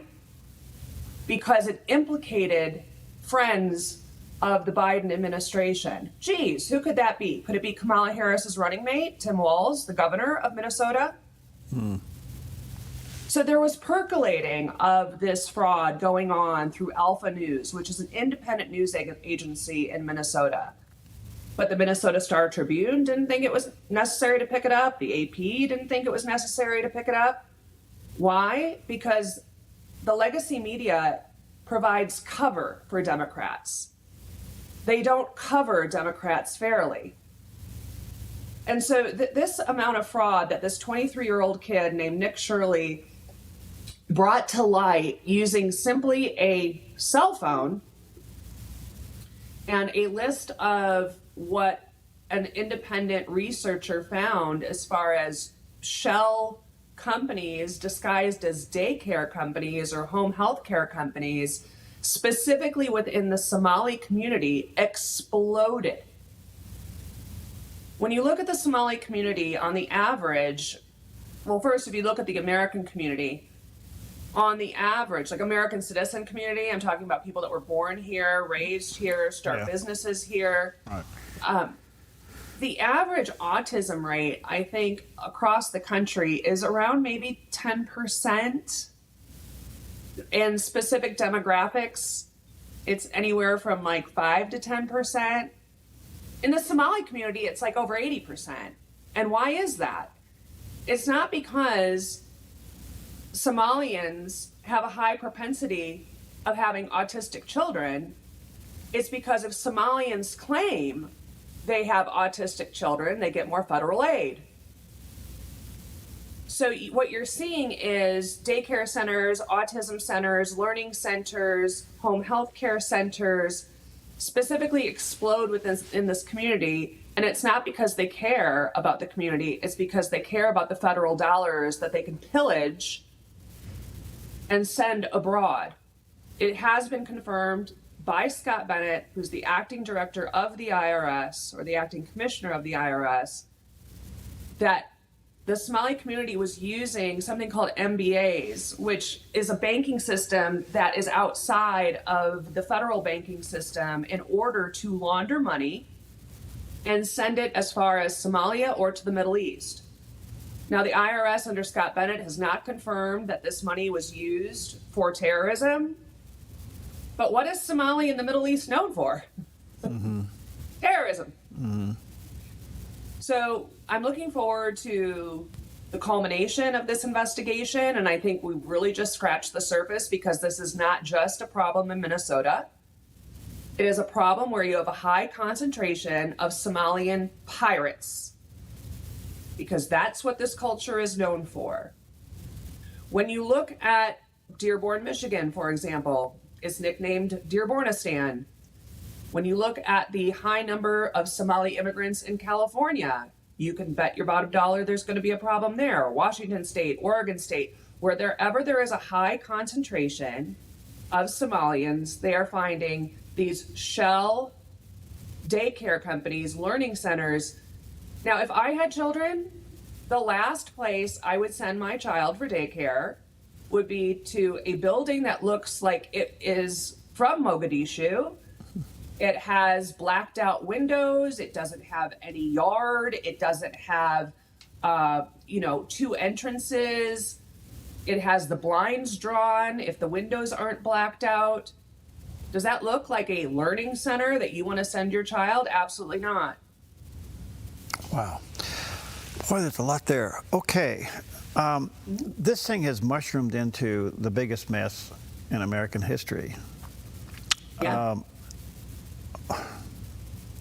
Biggest fraud. What do we do?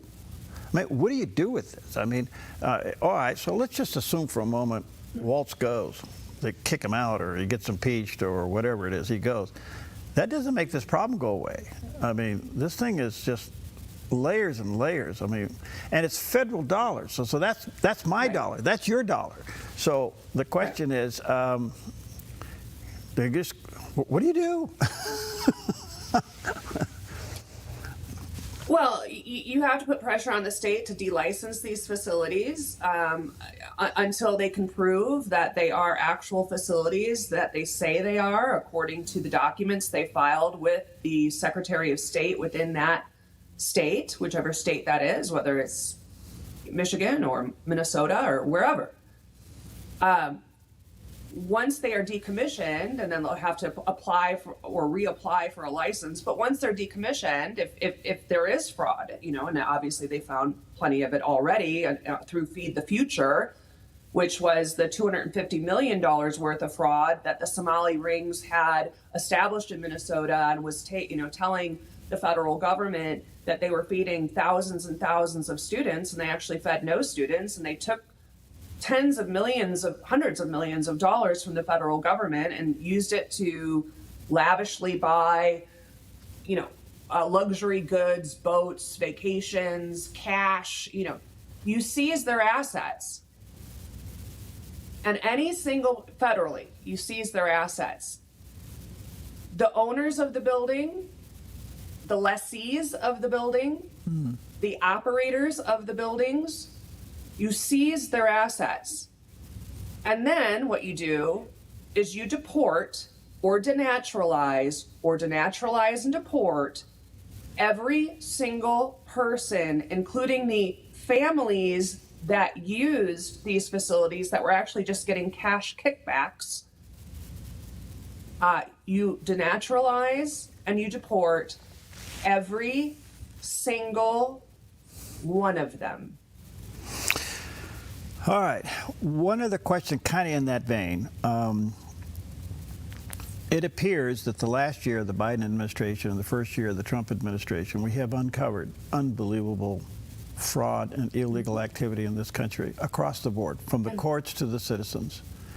And yet nobody's gone to jail. Is the system so overrun they can't do it? Well, I think we need to take a little bit of a step back here, and I talk to U.S. attorneys, and we know that the wheels of justice move slow. So add that adage to the reality that Trump has only been in office since January. He's only got his team in place since January. He literally was dealing with an economy that was on the brink of absolute failure. He was dealing with a border that was completely wide open. He was dealing with international criminal enterprises such as Tren de Aragua that was taking over cities in Colorado and MS-13, etc. So when we look at it from that perspective, we've got 4 years basically under a Trump administration to fix the 4 years of the Biden administration that brought our country to the heel, to near destruction, financial destruction, border destruction, sovereignty destruction, the economic collapse. This was, and I've said this for 10 years, and I'll say it again. This is Cloward Piven on steroids. It is the deliberate, by Democrats, it is the deliberate overthrow of capitalism through importing the takers to overthrow the makers. And when we look at Minnesota, for example, it dwarfs in comparison to California, absolutely dwarfs in comparison to fraud to California. There's an estimate right now floating around that it's about $9 billion of fraud in Minnesota, but you know that number is going to go up because the investigation by the new FBI that's actually interested in investigating fraud and not partaking in the fraud like the Biden administration and his son and everybody in the Biden administration did through NGOs and shipping and trafficking third world invaders into our country and getting kickbacks for it. California, that we know right now, there is $80 billion missing. They can't account for $32 billion for curing homelessness. They can't account for nearly $20 billion that went into a train that went to nowhere. There's not even been a single track laid after spending $20 billion for a high-speed train. And the list goes, and then of course there was EDD fraud, which was the unemployment fraud. That was $21 billion that they can't account for. The California government, through the EDD unemployment system, was literally sending unemployment during COVID to prisoners. Prisoners are unemployed. They can't go to work. They're behind bars. So when you say this problem is, can we fix it? We have to fix it. Yeah. Because we're looking at trillions and trillions of dollars in potential fraud across the 50 states that have defrauded the American taxpayer and the federal government. What a job. What a job. Let me switch gears here just for a moment. The Supreme Court has not weighed in yet on the president's tariff authority. And that delay could be an indication that they're really struggling on what to do here, because if they're in an area that, what do you do with this? I mean, if you say no, you can't do it, and you have to return all this stuff, you'll have unbelievable, catastrophic economic failure. Do you have any idea which way they're going or what the thinking may be? I mean, I realize that's a big question and it would be totally hypothetical, but do you have any idea what's going on? I think this is one of the most important decisions that the Supreme Court is going to make, besides the birthright citizenship question that they are also considering. I have absolutely no idea how they're going to go, but I will say this. This case has absolutely no business being under the purview or the consideration of the Supreme Court. You want to talk about overstepping judicial authority? They should have never even heard this case in the first place. Who is the Supreme Court to determine economic policy? We never even had the IRS for decades. Actually, 100 years. Hundreds of years. We never had that. We had tariffs. So the president has the ability to set economic policy. This is the economic policy, constitutionally so. Now, you have to remember the Supreme Court, we've got 3 wild cards. We've got Amy Coney Barrett, John Roberts, and Neil Gorsuch. So Roberts usually sides with the liberal, brain-dead Supreme Justices, the DEI justices on the Supreme Court. So we need Amy Coney Barrett or Gorsuch. So we'll see how they go.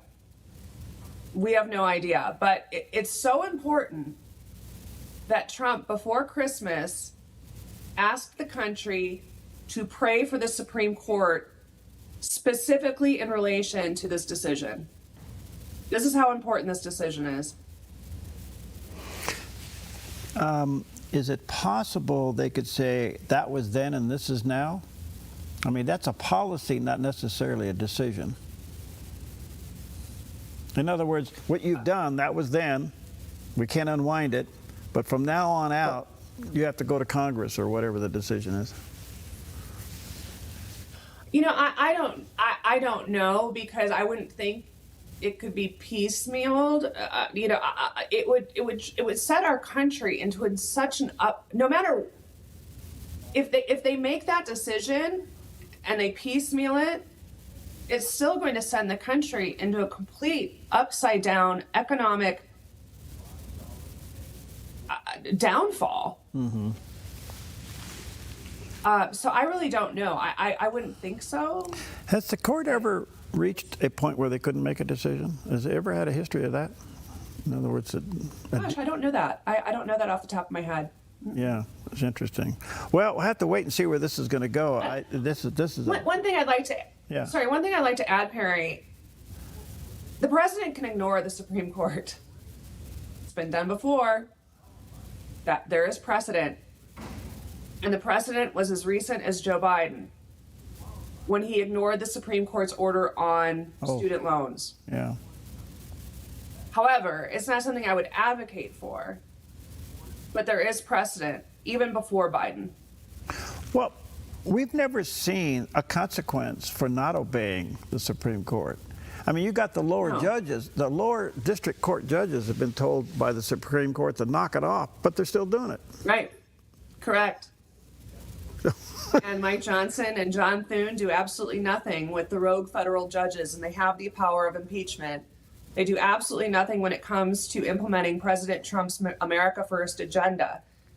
If they had an interest in implementing the executive orders that Donald Trump has signed, that's something that they could have done in the first 10 months of the presidency and actually worked more than an elementary school teacher who gets 3 months off a year and 25 holidays. Yeah. All right.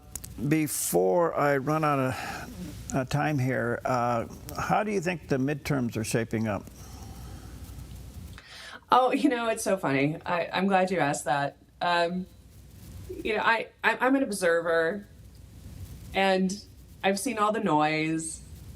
And every single month, the Democrats are claiming that they're going to trump the midterms, and the press is claiming that the Democrats have a lead, and the pollsters, who are completely, historically, consistently always wrong, claims that MAGA is fractured and it's going down. Blah. We have a year, a little less than a year. There's a lot that can happen between now and then, and obviously, we're seeing a lot of fraud. We're seeing the rise of citizen journalists go throughout the country and starting to expose fraud. And what you are seeing are Black Americans, Hispanic Americans, white Americans, let's just call us all Americans,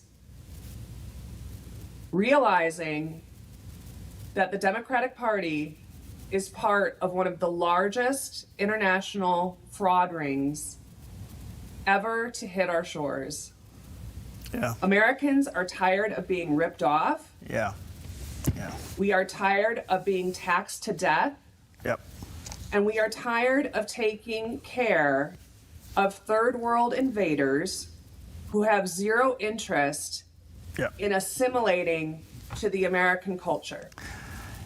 I'm out of time. Wish I had you for another hour. Thank you. No worries. Thank you. Thank you. Happy New Year. Happy New Year. Happy Merry Belated Christmas. Oh, well, same to you. And we got a lot of good things to talk about this next year. So stay close and stay connected. Thank you, Megan. I sure will, Perry. Thank you so much. God bless.